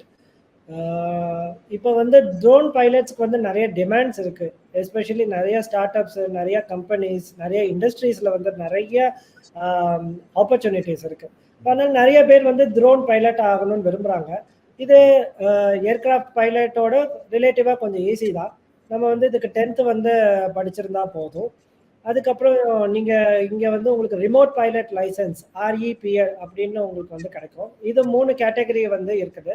First basic level category, அதாவது சின்ன ட்ரோன்ஸ் 25 kg ட்ரோன்ஸ் வந்து நீங்கள் யூஸ் பண்ணிட்டு ஒரு 400 feet வெர்டிக்கல் ஹைட், அதாவது நீங்கள் உங்கள் விஷுவலாக பார்த்து நீங்கள் கண்ட்ரோல் பண்ணக்கூடிய ஹைட்டுக்கு மட்டும் போகிற அளவுக்கு ட்ரோன்ஸை வச்சு ஆப்ரேட் பண்ணுறது basic licence first category.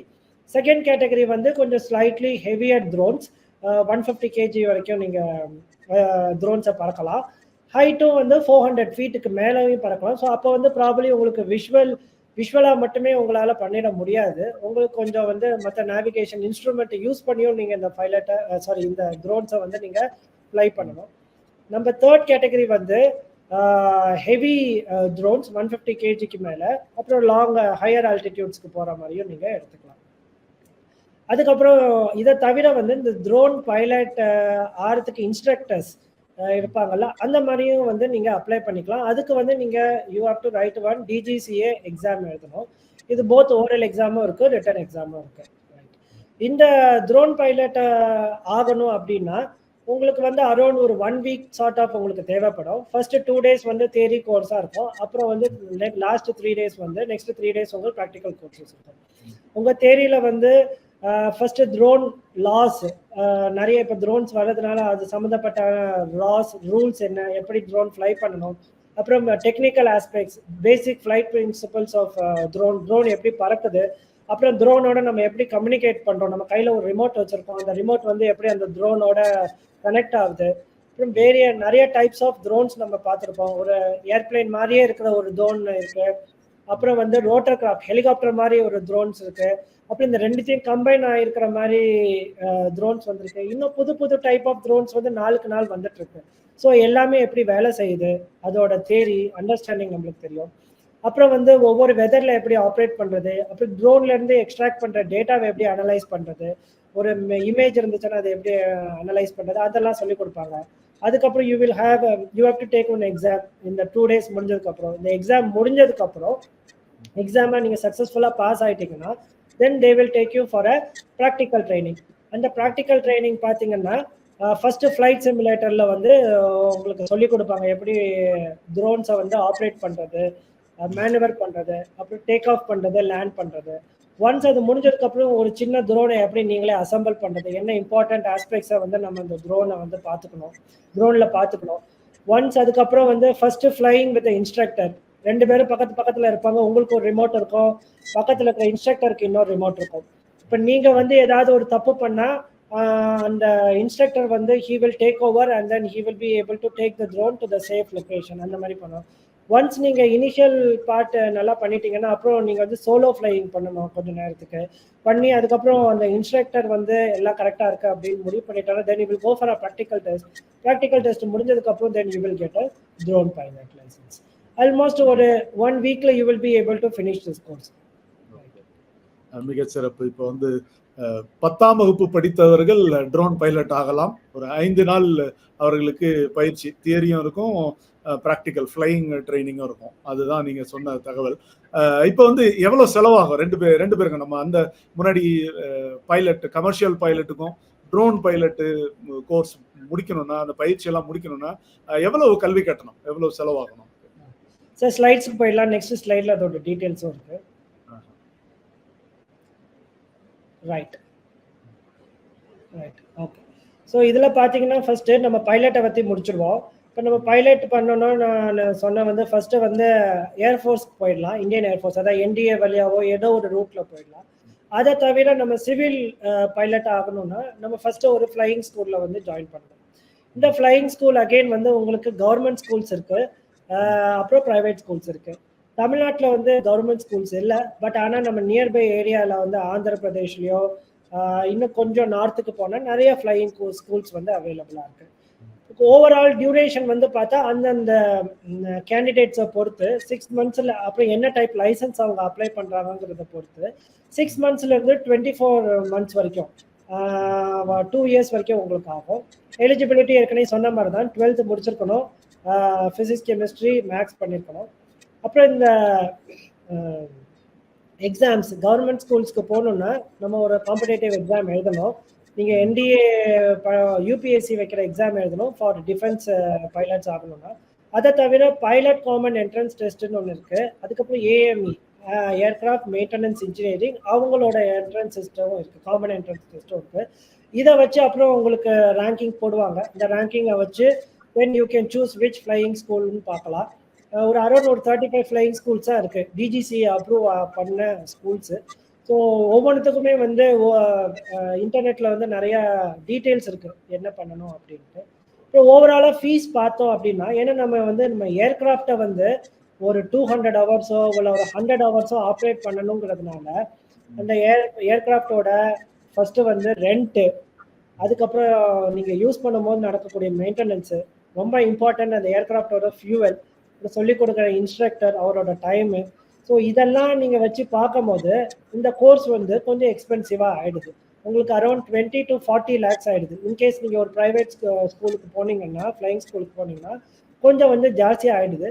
But ஆனால் வந்து கிவன் த ஃபேக்ட் நீங்கள் இந்த பைலட் ட்ரைனிங் முடிச்சதுக்கப்புறம் உங்களுக்கு ஏர்லைன்ஸ்லேயோ கிடைக்கக்கூடிய ஆப்பர்ச்சுனிட்டிஸ், அதுக்கப்புறம் வரக்கூடிய உங்களோட ரென்யூமரேஷன் சேலரி வந்து நல்லா ஹையாக இருக்கிறதுனால நிறைய ஸ்டூடெண்ட்ஸ் வந்து ஈவன்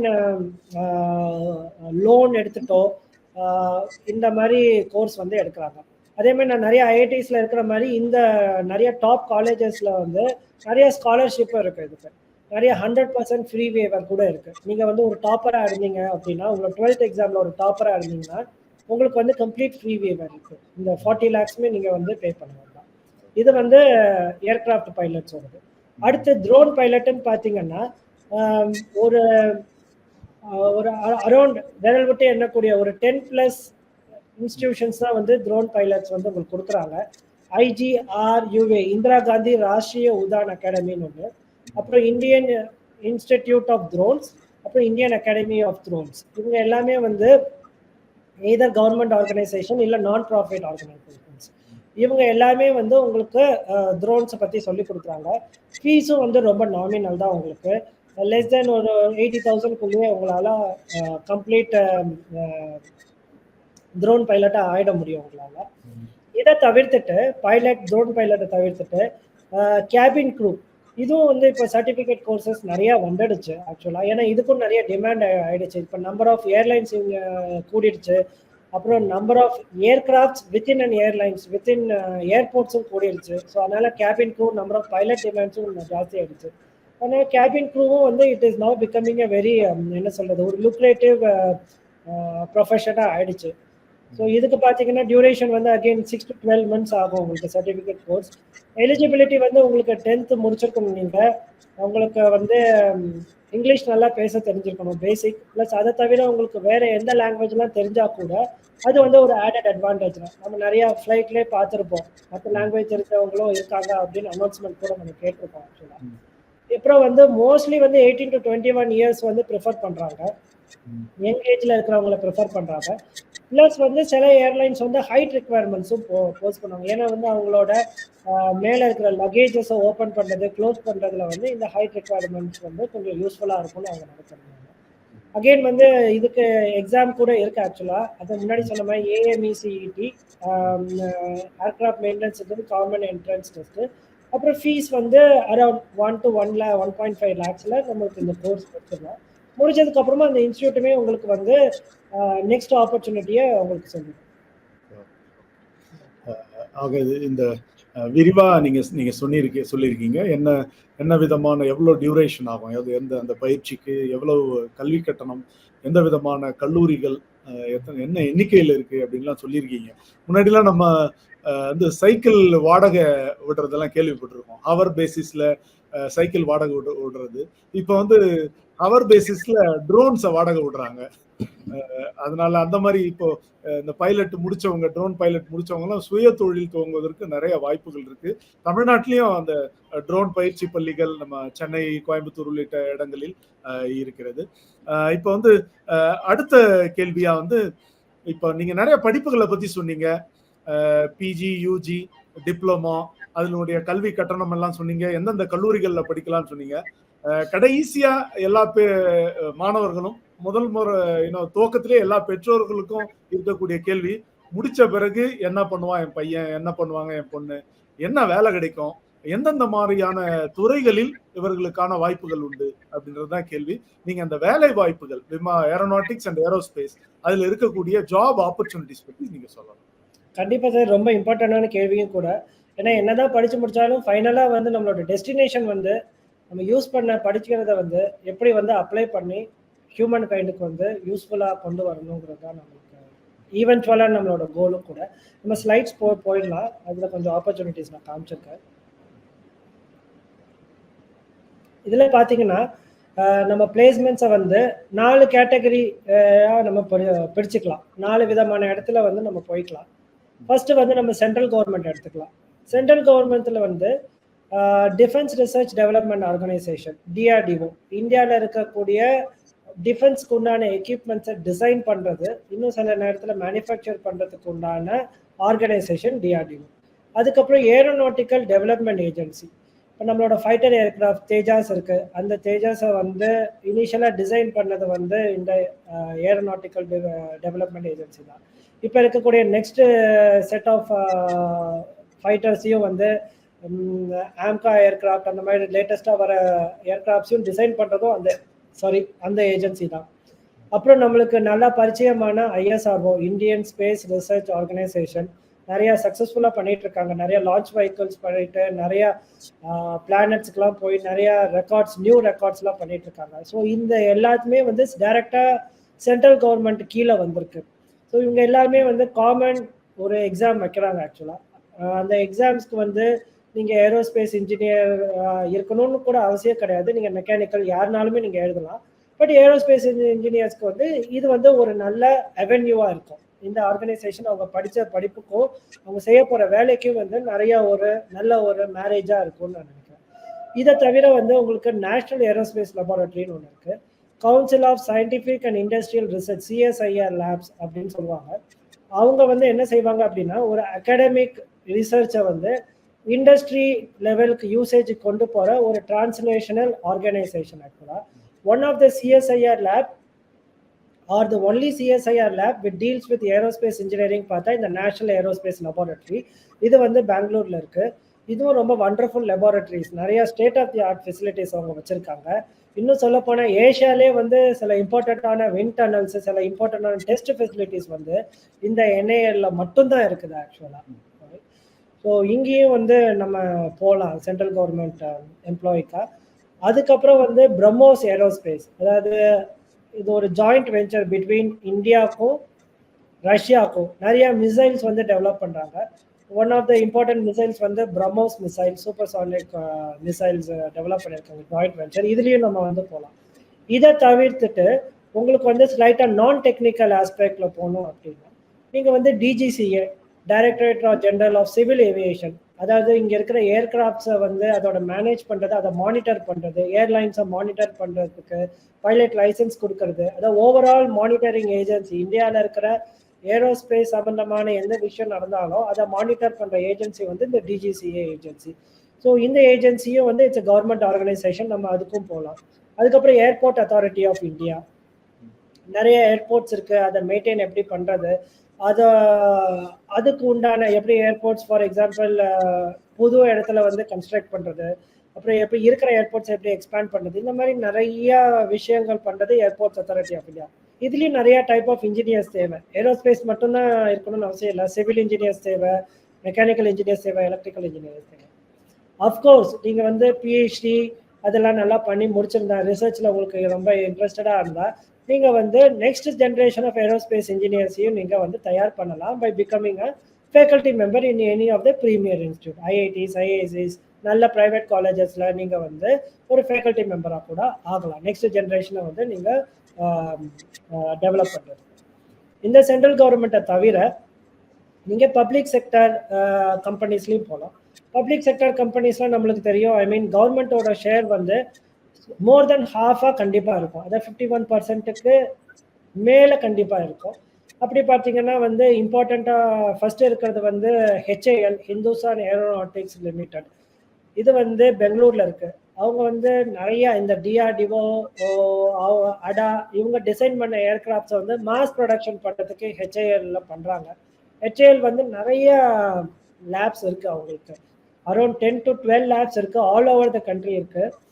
அதாவது one of the largest labs in Asia இந்த ஏர்கிராஃப்ட் மேனுஃபேக்சர் பண்றதுக்கு. எக்ஸ்ட்ராடினரி இன்ஃப்ராஸ்ட்ரக்சர் இருக்கு. அதுக்கப்புறம் பாரத் டைனமிக்ஸ் லிமிடெட் நிறைய மிசைல்ஸ், இந்த அக்னி, பிருத்வி, இந்த மாதிரி மிசைல்ஸ் எல்லாம் டிஆர்டிஓ டெவலப் பண்ணதுக்கப்புறம் மாஸ் ப்ரொடக்ஷனுக்கு வந்து இந்த பாரத் டைனமிக்ஸ் லிமிடெட்ல தான் நிறைய பண்றாங்க. ஸோ இங்கேயும் ஒரு குட் ஆப்பர்ச்சுனிட்டி இருக்கு. அதுக்கப்புறம் ஏர்கிராஃப்டோட எலக்ட்ரானிக்ஸ் ரொம்ப இம்பார்ட்டன்ட் ஆக்சுவலா, almost equal to our nervous system மாதிரி, பிரெயின் நர்வஸ் சிஸ்டம் மாதிரி. பாரத் எலக்ட்ரானிக்ஸ் லிமிடெட், அப்புறம் பாரத் ஹெவி எலக்ட்ரிக்கல் லிமிடெட், இது ரெண்டுமே வந்து அவங்க ஏவியானிக்ஸ்ல ஐ மீன் டாப் கிளாஸ் ஆக்சுவலா. இதை தவிர ஹெலிகாப்டர்ஸ் பார்த்தீங்கன்னா பவன் ஹான்ஸ் அந்த பப்ளிக் செக்டர் கம்பெனியும் ஹெலிகாப்டர்ஸ் வந்து டிசைன் பண்றாங்க, கொஞ்சம் ஹெச்ஏஎலோட சேர்ந்து மேனுஃபேக்சரும் பண்றாங்க. இதை தவிர இந்த ஃபர்ஸ்ட் ரெண்டை தவிர இந்த கவர்மெண்ட் இன்வால்மெண்ட் இல்லாம பிரைவேட் ஆர்கனைசேஷன்ஸ் நிறைய இப்போ வருது ஆக்சுவலா. பார்த்தீங்கன்னா டாடா அட்வான்ஸ் சிஸ்டம்ஸ் வந்து military products, aircraft military products வந்து கமர்ஷியலுக்கும் நிறைய பண்றாங்க ஆக்சுவலா.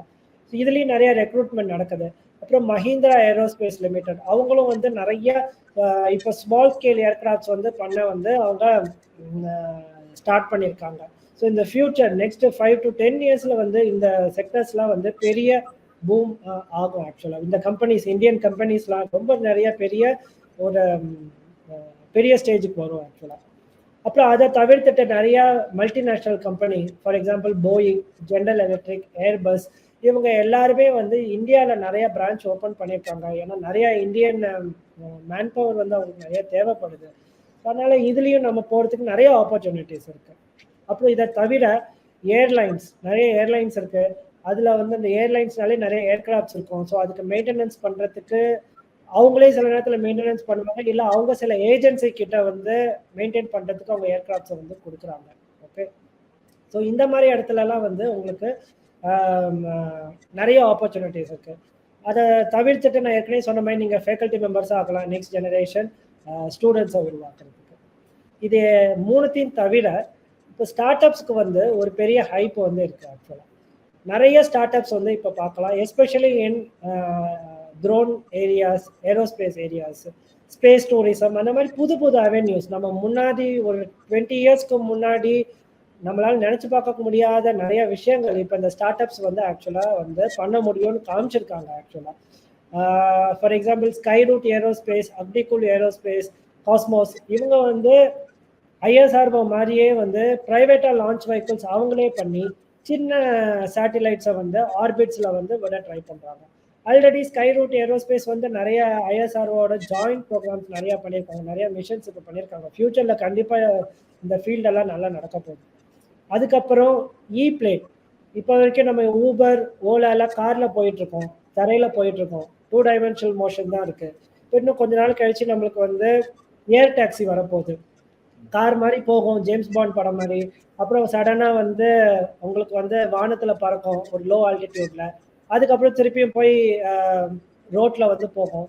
இந்த மாதிரி நிறைய டெக்னாலஜி வந்துடுச்சு ஆக்சுவலா. ஸோ இ பிளேன் ஒரு ஸ்டார்ட் அப் அவங்க வந்து இந்த மாதிரி ஃப்ளையிங் கார் அதை பண்ண ட்ரை பண்றாங்க. அதுக்கப்புறம் யூஏவிஸ்ல idea forge, new space research and technologies, இவங்கெல்லாம் யூஏவில ரொம்ப சூப்பராக ஆல்ரெடி பண்ணிட்டு வராங்க. நிறைய military applications, civil applications, rescue applications, fire fighting applications, எந்தெந்த இடத்துலலாம் மனுஷன் போகிறதுக்கு வந்து டேஞ்சராக இருக்கும், இல்லை மனுஷன் போக முடியாத இடத்துல இருக்கும், சர்வைலன்ஸு, எல்லா இடத்துலையும் இந்த யூஏவிஸ் வந்து இப்போ வந்து போகுது. ஃப்யூச்சரில் மேபி வந்து எந்த ஒரு விஷயத்துக்குமே வந்து ஒரு டேஞ்சரான விஷயத்துக்குமே வந்து மனுஷனை அனுப்புறதுக்கு பதிலாக ரோபோட் இந்த மாதிரி யூஏவிஸ் தான் வந்து இனிமேல் இருக்கும்னு நான் நினைக்கிறேன். நிறைய ஆப்பர்ச்சுனிட்டிஸ் இருக்கு. மிகச்சிறப்பு. நிறைய தெளிவா பல விஷயங்களை சொல்லியிருக்கீங்க. இப்போ மத்திய அரசுல என்ன, பப்ளிக் செக்டார் என்கிற பொதுத்துறை நிறுவனங்கள்ல, தனியார் நிறுவனங்கள்ல, ஸ்டார்ட் அப் என்று சொல்லப்படக்கூடிய துளிர் நிறுவனங்கள்ல, இதுல நீங்க சொன்ன இந்த பவன் ஹேண்ட்ஸ் லிமிடெட் வந்து நிறைய பேருக்கு தெரியாது. அவங்க வந்து ஹெலிகாப்டர் இந்த மாதிரி ஆபரேஷன்ஸ் நிறைய பண்ணிட்டு இருக்கிறாங்க. பைலட்ஸ், ஹெலிகாப்டர் பைலட்ஸ் அவங்க வந்து வேலை வாய்ப்புகள் அங்க இருக்கு. அவங்க வந்து அவங்களோட தனியா ட்ரைனிங் ஸ்கூலே வச்சிருக்காங்க மும்பைல. Aircraft maintenance engineering, helicopter maintenance பண்றது, டூரிசம், ஓஎன்ஜிசியோட ஹெலிகாப்டர்ஸ், இவங்க வந்து ஓஎன்ஜிசியோட அதிகாரிகள் எல்லாம் கடலுக்குள்ள சென்று அந்த எண்ணெய் கிணறில் வேலை செய்வதற்கு இவர்கள் தான் அந்த ஹெலிகாப்டர் கொடுக்குறாங்க. அது மத்திய அரசினுடைய ஒரு பொதுத்துறை நிறுவனம். அது நிறைய பொது வழியில தெரியல. நீங்க முக்கியமா சொன்னது வந்து இந்த மத்திய அரசுல வந்து மிக அதிக எண்ணிக்கையிலான பொறியாளர்களை, தொழில்நுட்ப பணியாளர்களை இந்த ஏரோநாட்டிக்ஸ் துறையில் எடுக்கிற நிறுவனம் வந்து HAL. அதுதான். அது வந்து நீங்க மிகச்சிறப்பா அதை சொன்னீங்க. ஏன்னா அதுலதான் நிறைய வேலை வாய்ப்புகள் எண்ணிக்கையில் அதிகமாக அங்க குவிந்திருக்கிறது. அதுல ரொம்ப சிறப்பான தகவல் என்னன்னா, இந்தியாவிலிருந்து விண்வெளிக்கு சென்ற முதல் இந்தியர் ராகேஷ் சர்மா அவர்கள் HAL நிறுவனத்தினுடைய டெஸ்ட் பைலட்டாக, சீஃப் டெஸ்ட் பைலட், தலைமை சோதனை விமானியாக பணிபுரிந்தவர் என்பது ஒரு சிறப்பான செய்தி. இப்போ வந்து நிகழ்ச்சியினுடைய இறுதி பகுதி, கடைசி கேள்வி. இந்த விமானத்துறை பறக்கிற எதுவுமே ஒரு கவனம் பெறும். அதுவும் விமானத்துல வந்து எல்லாமே புதிய தொழில்நுட்பங்கள் தான். இப்போ புதிய தொழில்நுட்பங்களை ஏற்கனவே கொண்டிருக்கிற இந்த விமானம் அல்லது இந்த விண்வெளி தொழில்நுட்பங்களில் எதிர்காலத்தில் என்னென்ன புதிய தொழில்நுட்பங்கள் வரப்போகிறது, இப்பொழுது இந்த துறையில் நுழையலாமா வேண்டாமா என்று யோசித்துக் கொண்டிருக்கிற மாணவ மாணவிகள், அவர்கள் படிப்பை முடிப்பதற்கு இன்னொரு 4 ஆண்டுகள் தேவைப்படும். அந்த 4 ஆண்டுகளில் எந்த விதமான புதிய தொழில்நுட்பங்களை அவர்கள் தெரிந்து கொள்ள வேண்டும், எதை அவர்கள் படிக்க வேண்டும்? ஐ திங்க் இது ரொம்ப இன்ட்ரெஸ்டிங்கான கொஸ்டினும் கூட. ஆக்சுவலா நம்ம ஸ்லைட்ஸ் போயிடலாம். ரைட். இப்போ நான் ஏற்கனவே சொன்ன மாதிரி இப்போ வந்து civil engineering, mechanical engineering, aerospace engineering, இந்த மாதிரி வந்து இந்த கிளாசிஃபிகேஷன் வந்து கொஞ்சம் கொஞ்சமாக மறைஞ்சிட்டே வருது. ஸோ நீங்கள் ஒரு ஏரியா மட்டும்தான் நான் படிப்பேன், ஒரு ஏரியா மட்டும்தான் எனக்கு தெரியும் அப்படின்னா வந்து ஃபியூச்சரில் வந்து உங்களால் வந்து நிறைய கான்ட்ரிபியூட் பண்ண முடியாது. உங்களால் நிறைய எப்படி கான்ட்ரிபியூட் பண்ண முடியும் அப்படின்னா, வேறு சில ஏரியா, வேறு சில டெக்னாலஜியை வந்து நீங்கள் கற்றுக்கிட்டு அதை வந்து நீங்கள் எப்படி ஏரோஸ்பேஸுக்கு நீங்கள் அப்ளை பண்ணுறீங்க, அதில் உங்களுக்கு எவ்வளோ சாமர்த்தியம் இருக்குது, அதை வச்சு தான் உங்களுக்கு இந்த ஃபியூச்சர் ஆஃப் ஏரோஸ்பேஸ் வந்து உங்களுக்கு போக போகுது ஆக்சுவலாக. ஸோ நான் கொஞ்சம் செலக்ட் பண்ணதில் வந்து என்னென்னா ஒரு 3 சாய்ஸ் நான் வந்து ஆட் ஆன் ஸ்கில்ஸ்ன்னு நான் சொல்லுவேன். நீங்கள் வந்து இப்போ இருக்கிற கரண்ட் ஒரு பிடெக் ஸ்டூடெண்ட்ஸோ ஒரு மாஸ்டர் ஸ்டூடெண்ட்டோ வச்சுக்கிறது. இப்போ எல்லாருக்கும் தெரிஞ்ச மாதிரி ஆர்டிஃபிஷியல் இன்டெலிஜென்ஸ், மிஷின் லேர்னிங், இது வந்து ஒரு மெத்தட் இல்லை ஒரு டெக்னாலஜின்னு கூட நம்ம சொல்லலாம். இது வந்து நீங்கள் எல்லா ஸ்பெஷலைசேஷனுக்கும் அப்ளை பண்ணலாம். நம்ம என்னென்னா ஒரு basic understanding of neural network, இதில் இருக்கிற என்ன சொல்கிறது பில்டிங் பிளாக்ஸ்ன்னு பார்த்தீங்கன்னா இந்த நியூரல் நெட்வொர்க், இது வந்து நம்ம பிரெயினோட இண்டிவிஜுவல் நியூரான்ஸ் எப்படி வேலை செய்யுது அதை ரொம்ப ருடிமெண்ட்ரியாக மாடல் பண்ணி இருக்கிறதா இந்த நியூரல் நெட்வொர்க். இந்த நியூரல் நெட்வொர்க் எல்லாத்தையும் சேர்க்கும் போது எப்படி அது வந்து ஒரு டிசிஷன் எடுக்குதோ அதை யூஸ் பண்ணி எப்படி உங்களோட ஏரோஸ்பேஸ் இன்ஜினியரிங்கில் வந்து நீங்கள் அப்ளை பண்ணிக்கலாம், அதை யூட்டிலைஸ் பண்ணிக்கலாம் அப்படிங்கிற ஸ்கில்ஸ் உங்களுக்கு தேவை. அது நீங்கள் நல்லா தெரிஞ்சுக்கலாம் ஆக்சுவலாக. இதை தவிர வந்து நெக்ஸ்ட் வந்து ஸ்பேஸ் இன்ஜினியரிங். ஸோ அதனால் சேட்டிலைட்ஸ் எப்படி ஆப்ரேட் ஆகுது, எப்படி இன்டர்பிளானட்டரி மிஷன்ஸ்க்கு வந்து நீங்கள் என்னெல்லாம் பண்ணணும், ஸோ இந்த இதை நம்ம தெரிஞ்சு, ஏன்னா ஸ்பேஸ் தான் வந்து நெக்ஸ்ட்டு வந்து ஸ்ட்ராட்டஜிக் ஏரியா. நம்மளுக்கு வந்து லேண்டை கான்கவர் பண்ணியாச்சு, ஸ்கையும் நம்ம சார்ட் ஆஃப் கான்கவர் பண்ணியாச்சு. இன்னும் நம்ம கான்கவர் பண்ணதுல கொஞ்சம் விட்டு வச்சிருக்கிறது என்னதுன்னா ஸ்பேஸ் தான் ஆக்சுவலா. ஸோ அதனால ஸ்பேஸ் தான் வந்து ரொம்ப ஸ்ட்ராட்டஜிக்கான ஒரு லொகேஷனா இருக்க போகுது ஃபியூச்சர்ல. அது ஸ்பேஸ் இன்ஜினியரிங் பத்தி நம்ம படிக்கலாம். இதை தவிர இப்போ ஐஎஸ்ஆர்ஓ வந்து நிறைய வந்து இன்டர்பிளானட்டரி மிஷன்ஸ் அதெல்லாம் ஃபியூச்சர்ல இல்லை மேண்ட் மிஷன்ஸ் அதெல்லாம் நிறைய பிளான் பண்றதுனால இந்த ஆஸ்ட்ரோனமி, ஆஸ்ட்ரோபிசிக்ஸ் இது வந்து it's also going to become very useful. So apart from உங்கள் ஏரோஸ்பேஸை தவிர நான் முன்னாடி சொன்ன மாதிரி எலெக்டிவ் கோர்சஸ் நீங்கள் சாய்ஸ் எடுத்துக்கலாம் அப்படின்னு எடுத்து படிக்கக்கூடிய கோர்சஸில் இந்த மாதிரி கோர்சஸ் ஒரு 5-6 கோர்சஸ் நீங்கள் எடுத்து படிச்சிங்கன்னா ஸோ நீங்கள் பை த டைம் நீங்கள் பிஇ முடிக்க போதோ மாஸ்டர்ஸ் முடிக்கும் போதோ உங்களுக்கு ஒரு ஹோலிஸ்டிக் அண்டர்ஸ்டாண்டிங் இருக்கும். உங்களுக்கும் வந்து ஒரு செல்லிங் பாயிண்ட் இருக்கும். உங்களோட ஸ்பெஷலைசேஷன் என்ன, மற்ற ஸ்டூடெண்ட்ஸோட உங்களோட தனித்தன்மை என்ன, உங்களோட சிறப்பு என்ன அப்படின்னு வந்து உங்கள் கம்பெனிஸ்க்கு வந்து நீங்கள் வந்து சொல்லலாம். அந்த கம்பெனிஸும் அதனால அட்ராக்ட் பண்ணி உங்களை எடுத்துக்கலாம். இதை தவிர வந்து இப்போ இல்லாமல் ஃபியூச்சரில் நடக்க போகுது. மேபி 5 இயர்ஸில் நடக்கலாம், இல்லை 10 இயர்ஸில் நடக்கலாம். அது வந்து ஃபியூச்சர் ப்ராமிசிங் டெக்னாலஜின்னு சொல்லலாம். அந்த ஸ்பெஷலைசேஷன் இருக்கு. நம்பர் 1 வந்து ஃப்ளையிங் கார்ஸ் இல்லை ஏர் டாக்ஸி. ஸோ ப்ராபப்ளி வந்து நம்மளோட ஃபோனில் இவ்வளோ நாள் ஊபர், ஓலாவில் வந்து நம்ம டாக்ஸி புக் பண்ணோம். ஃபியூச்சரில் வந்து மேபி வந்து நம்ம ஏர் டாக்ஸி புக் பண்ணலாம். மேபி ரொம்ப டிராஃபிக்காக இருக்கிற இடத்துல வந்து நம்ம வந்து we can slightly take off above the ground. அதுக்கப்புறம் இல்லை ஒரு ஹில்லி டெரெயின் இருந்துச்சுன்னா அந்த டெரெயினுக்கு மேலே ஸ்ட்ரைட்டாக மேலே போயிடலாம். இல்லை ஒரு சின்ன ஒரு ரெஸ்கியூ ஆப்ரேஷன் பண்ணணும் அப்படின்னா இந்த ஃப்ளையிங் ஏர் டாக்ஸி இது கொண்டு வந்துக்கலாம். இது ஒன்று இம்பார்ட்டன்ட் டெக்னாலஜியாக வரப்போகுது இந்த ஃபியூச்சரில். நெக்ஸ்ட் ஒரு 3-4 இயர்ஸ்லேயே ப்ராபப்ளி வந்துடலான்னு நினைக்கிறேன். அதை 10 இயர்ஸில் வந்து எனக்கோ இல்லை உங்களுக்குமே வந்து நம்மளே கூட யூஸ் பண்ண ஆரம்பிச்சிடலாங்க. அதுக்கு அடுத்தது வந்து குவாண்டம் கம்ப்யூட்டிங். இவ்வளோ நாள் நம்ம வந்து டிஜிட்டல் கம்ப்யூட்டர்ஸை யூஸ் பண்ணோம் ஒரு விஷயத்தை வந்து நம்ம கால்குலேட் பண்ணுறதுக்கோ அண்டர்ஸ்டாண்ட் பண்ணுறதுக்கோ. பட் ஆனால் நம்மளோட டிஜிட்டல் கம்ப்யூட்டர்ஸோட லிமிட்டை வந்து நம்ம ரொம்ப சீக்கிரத்தில் வந்து நம்ம அச்சீவ் பண்ணிடுவோம். நெக்ஸ்ட் லெவல் ஆஃப் ரெவல்யூஷன் வந்து குவாண்டம் கம்ப்யூட்டிங். இண்டிவிஜுவல் ஆட்டம்ஸை வச்சு நம்ம கால்குலேட் பண்ணுறது அப்படின்ட்டு நிறைய அமெரிக்கா, சைனா, யூரோப் நிறைய இடத்துல இந்த குவாண்டம் கம்ப்யூட்டிங் மிஷன் ஸ்டார்ட் பண்ணிட்டாங்க. ஆல்ரெடி குவாண்டம் கம்ப்யூட்டர்ஸ் வந்து ஸ்டார்ட் பண்ணிட்டாங்க. இந்தியாவிலேயும் வந்து national super computer mission, quantum computing missions வந்து ஸ்டார்ட் பண்ணியிருக்காங்க. ஸோ வெரி சூன் வந்து இந்த குவாண்டம் கம்ப்யூட்டிங் டெக்னாலஜி வரப்போகுது. ஸோ இதுவும் வந்து நம்மளோட எல்லா கால்குலேஷன்ஸ்லையும் நார்மலாக போடுற கால்குலேஷன்ஸ்லையும் இந்த குவாண்டம் கம்ப்யூட்டிங் வரப்போகுது. ஒரு நாள் வந்து நம்ம வீட்டு கம்ப்யூட்டர் வந்து it may not be digital computer, it will be quantum computer. அதில் வந்து whole set of new ideas வந்து வரப்போகுது. இதை பற்றி நம்ம படிக்கிறதும் நீங்கள் நல்லா படிச்சுக்கலாம். நிறைய ஃபிசிக்ஸ் டைப் கோர்சஸ் வரப்போகுது.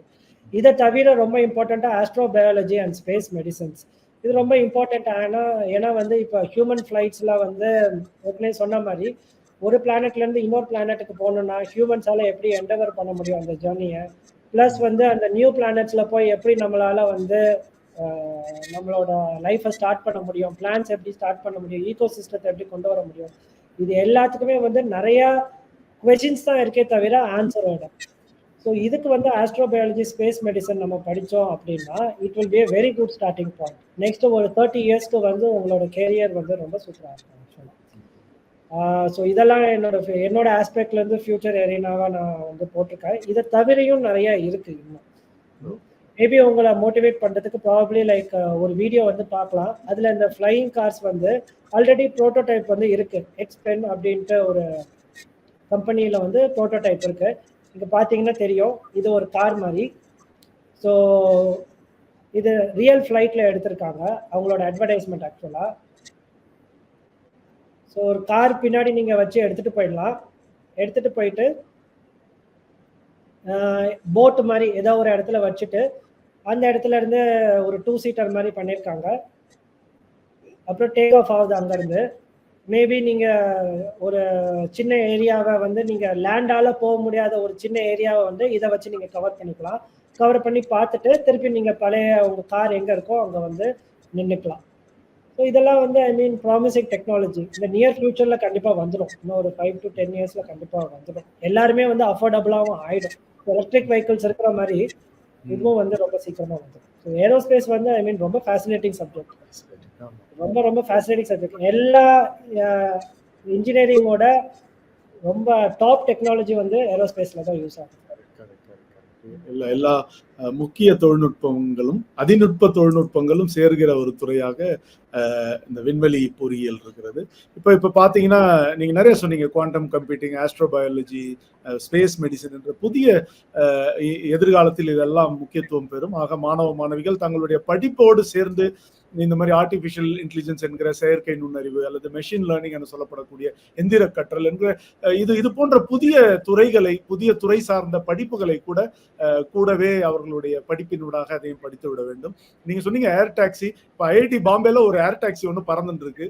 அங்க ஒரு பேராசிரியர் ஒரு சோதனை முயற்சியாக அதை செய்து எனக்கு அந்த காணொலி காட்சியையும் அனுப்பி வைத்திருந்தார். அவர் கடந்த 6-7 ஆண்டுகளாகவே செய்து கொண்டிருக்கிறார். இப்போது பறக்கும் அளவுக்கு அது வந்திருக்கிறது. இந்தியாவில் பல இடங்களில் நிறைய பேர் இதை முயற்சி செய்து கொண்டிருக்கிறார்கள். கூடிய விரைவில் அது முழுமையான சான்றிதழோடு மற்றவர்களுடைய அந்த பொதுமக்களினுடைய சேவைக்கு வரும் என்று எதிர்பார்ப்போம். இப்பொழுது நிகழ்ச்சியின் இறுதியாக பார்வையாளருடைய கேள்விகளை பார்த்து அதற்கான பதில்களை நாம் தருவோம். Balakrishnan, which is the better option, sir? UG in aerospace engineering or UG in mechanical and PG in aerospace engineering?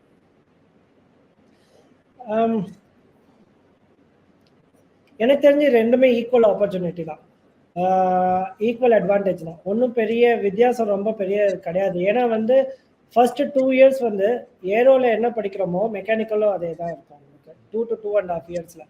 So அதுக்கப்புறம் தான் உங்களுக்கு வந்து ஏரோஸ்பேஸோட உங்களுக்கு ஸ்பெஷலைசேஷன் போகும்.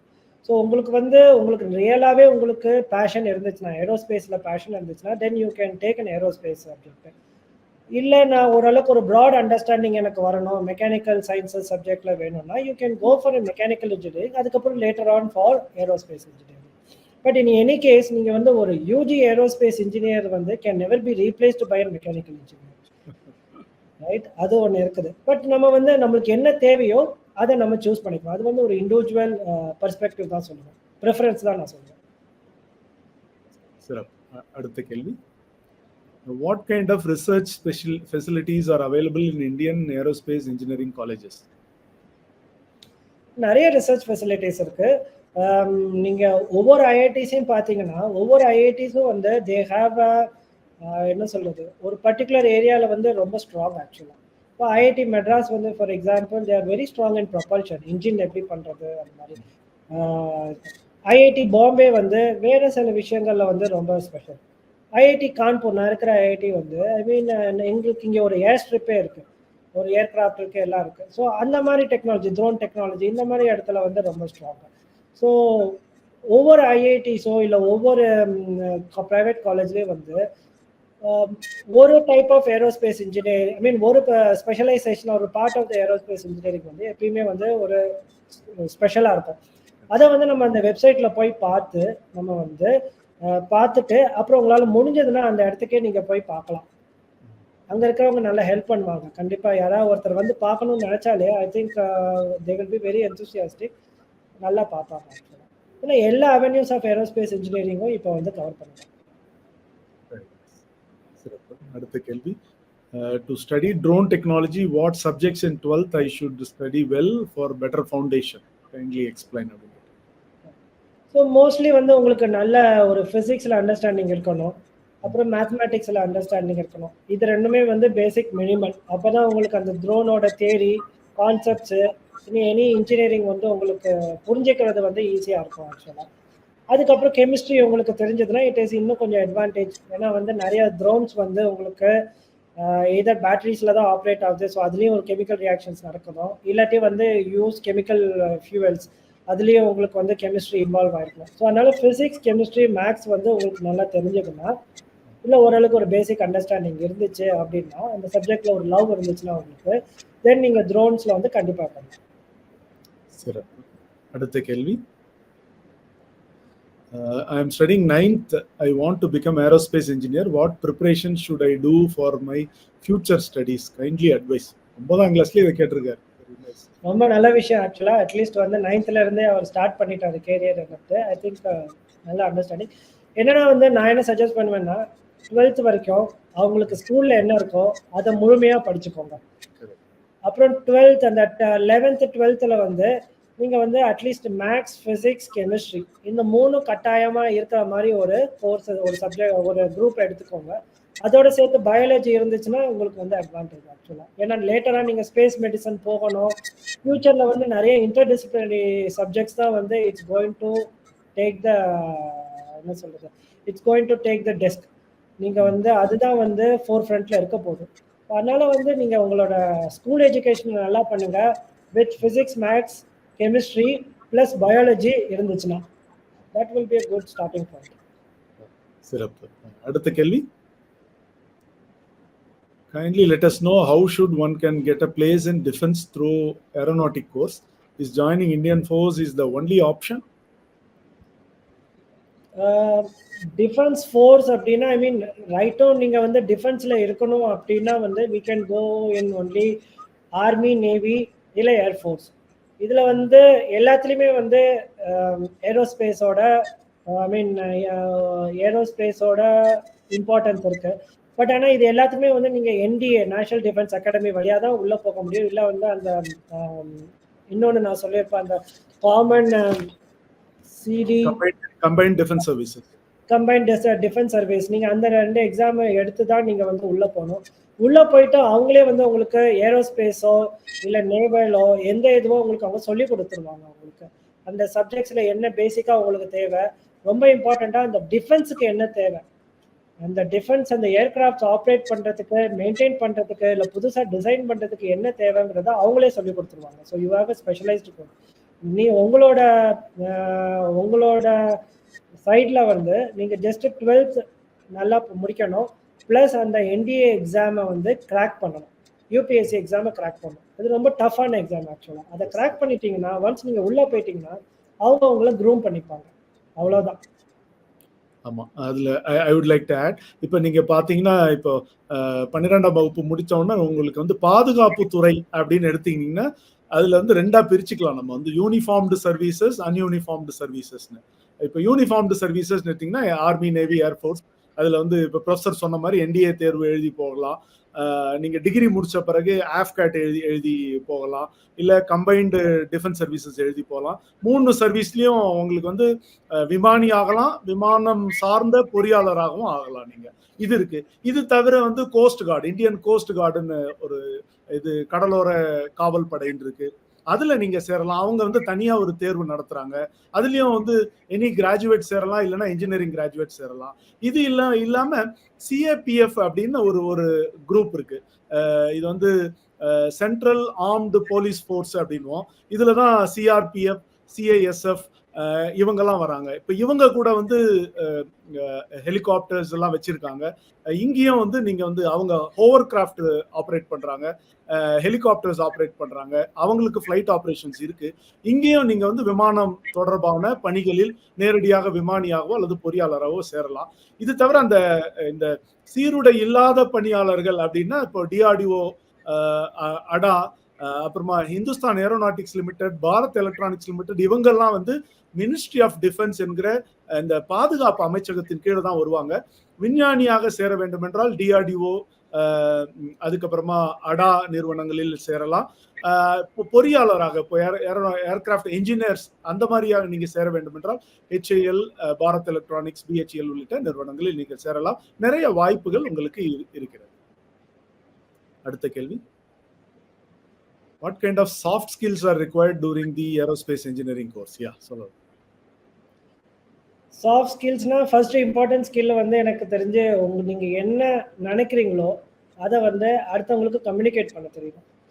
எவ்வளோ எஃபெக்டிவாக கம்யூனிகேட் பண்ணுறீங்களோ அவ்வளோ எஃபெக்டிவாக உங்களுக்கு எல்லா வேலையும் நடக்கும். உங்களுக்கு ஒரு இன்டர்வியூவாக போட்டோம், இல்லாட்டி நீங்கள் ஒரு ஜாப்ல இருந்துட்டு இன்னொரு உங்களோட கொலீகோட இன்ட்ராக்ட் பண்ணியதா இருக்கும், இல்லாட்டி வந்து உங்களோட ஹையர் அஃபீஷியல் மேனேஜர் கிட்ட நீங்கள் பேசுகிறதா இருக்கட்டும், இல்லை உங்களுக்கு கீழே இருக்கிறவங்க கிட்ட நீங்கள் ஒரு வேலையை வந்து இந்த வேலையை செய்யணும், அதுலேருந்து நீங்கள் செஞ்சு நீங்கள் கொடுங்க அப்படின்னு சொல்கிறதா இருக்கும்.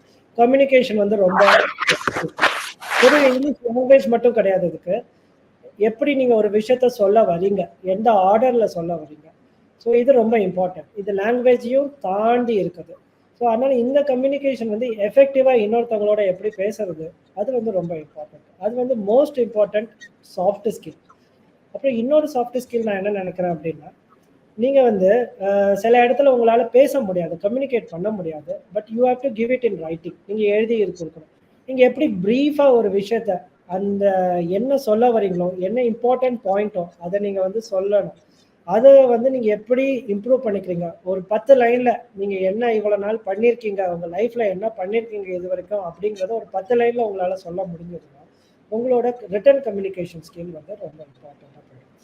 ஸோ இதெல்லாம் ரொம்ப இம்பார்ட்டன்ட். இதுக்கப்புறம் வந்து உங்களுக்கு அடுத்தவங்களோட எப்படி பழகுறீங்க, எப்படி வந்து நீங்க ஒரு விஷயத்த கொடுத்துருந்தா எப்படி அதை இண்டிவிஜுவல் சின்ன சின்ன ஜாப்ஸா பிரேக் பண்ணிட்டு அப்புறம் ஒவ்வொருத்தருக்கும் எப்படி ஒரு டீம் மாதிரி அலோகேட் பண்ணிக்கிறீங்க. ஸோ இந்த மாதிரி ஸ்கில்ஸ் எல்லாம் நீங்க வந்து டெவலப் பண்ணிக்கலாம். இதெல்லாம் வந்து நீங்க ஒரு கோர்ஸ்ல போயோ ஒரு என்ன சொல்றது ஒரு கோர்ஸ் எக்ஸாம் எழுதுறதுனாலயோ நம்மளுக்கு வந்துட போறது இல்லை, இம்மிடியட்டாவும் வந்துட போறது இல்லை. சில பேருக்கு நேச்சுரலா இருக்கும்.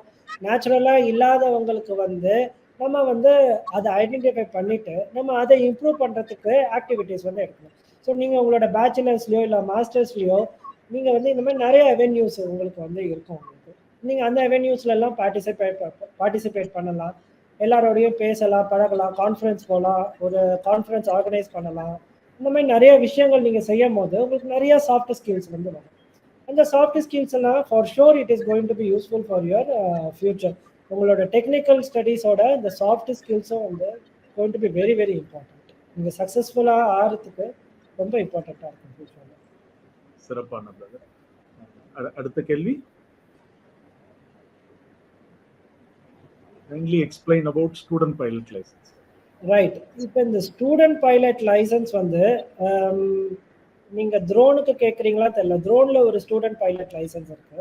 ஸோ அந்த ஸ்டூடெண்ட் பைலட் லைசன்ஸ் வந்து நீங்க சின்ன சின்ன விஷயங்களுக்கு மட்டும்தான் நீங்க யூஸ் பண்ணலாம். ஐ மீன் உங்களோட ப்ராஜெக்ட் ஒர்க்குக்கு சம்மந்தப்பட்டதோ அந்த மாதிரி தான் பண்ணலாமே தவிர நீங்க வந்து ஒரு கமர்ஷியலா பண்றதோ கம்பெனிக்காக பண்றதோ வந்து பண்ண முடியாது. உங்களோட பர்சனல் பிரைவேட் இதுக்கு பண்ணிக்கிறது மட்டும்தான் இந்த ஸ்டூடெண்ட் பைலட் லைசன்ஸ் வந்து உங்களுக்கு இப்போதைக்கு உங்களுக்கு அவைலபிளா இருக்கு.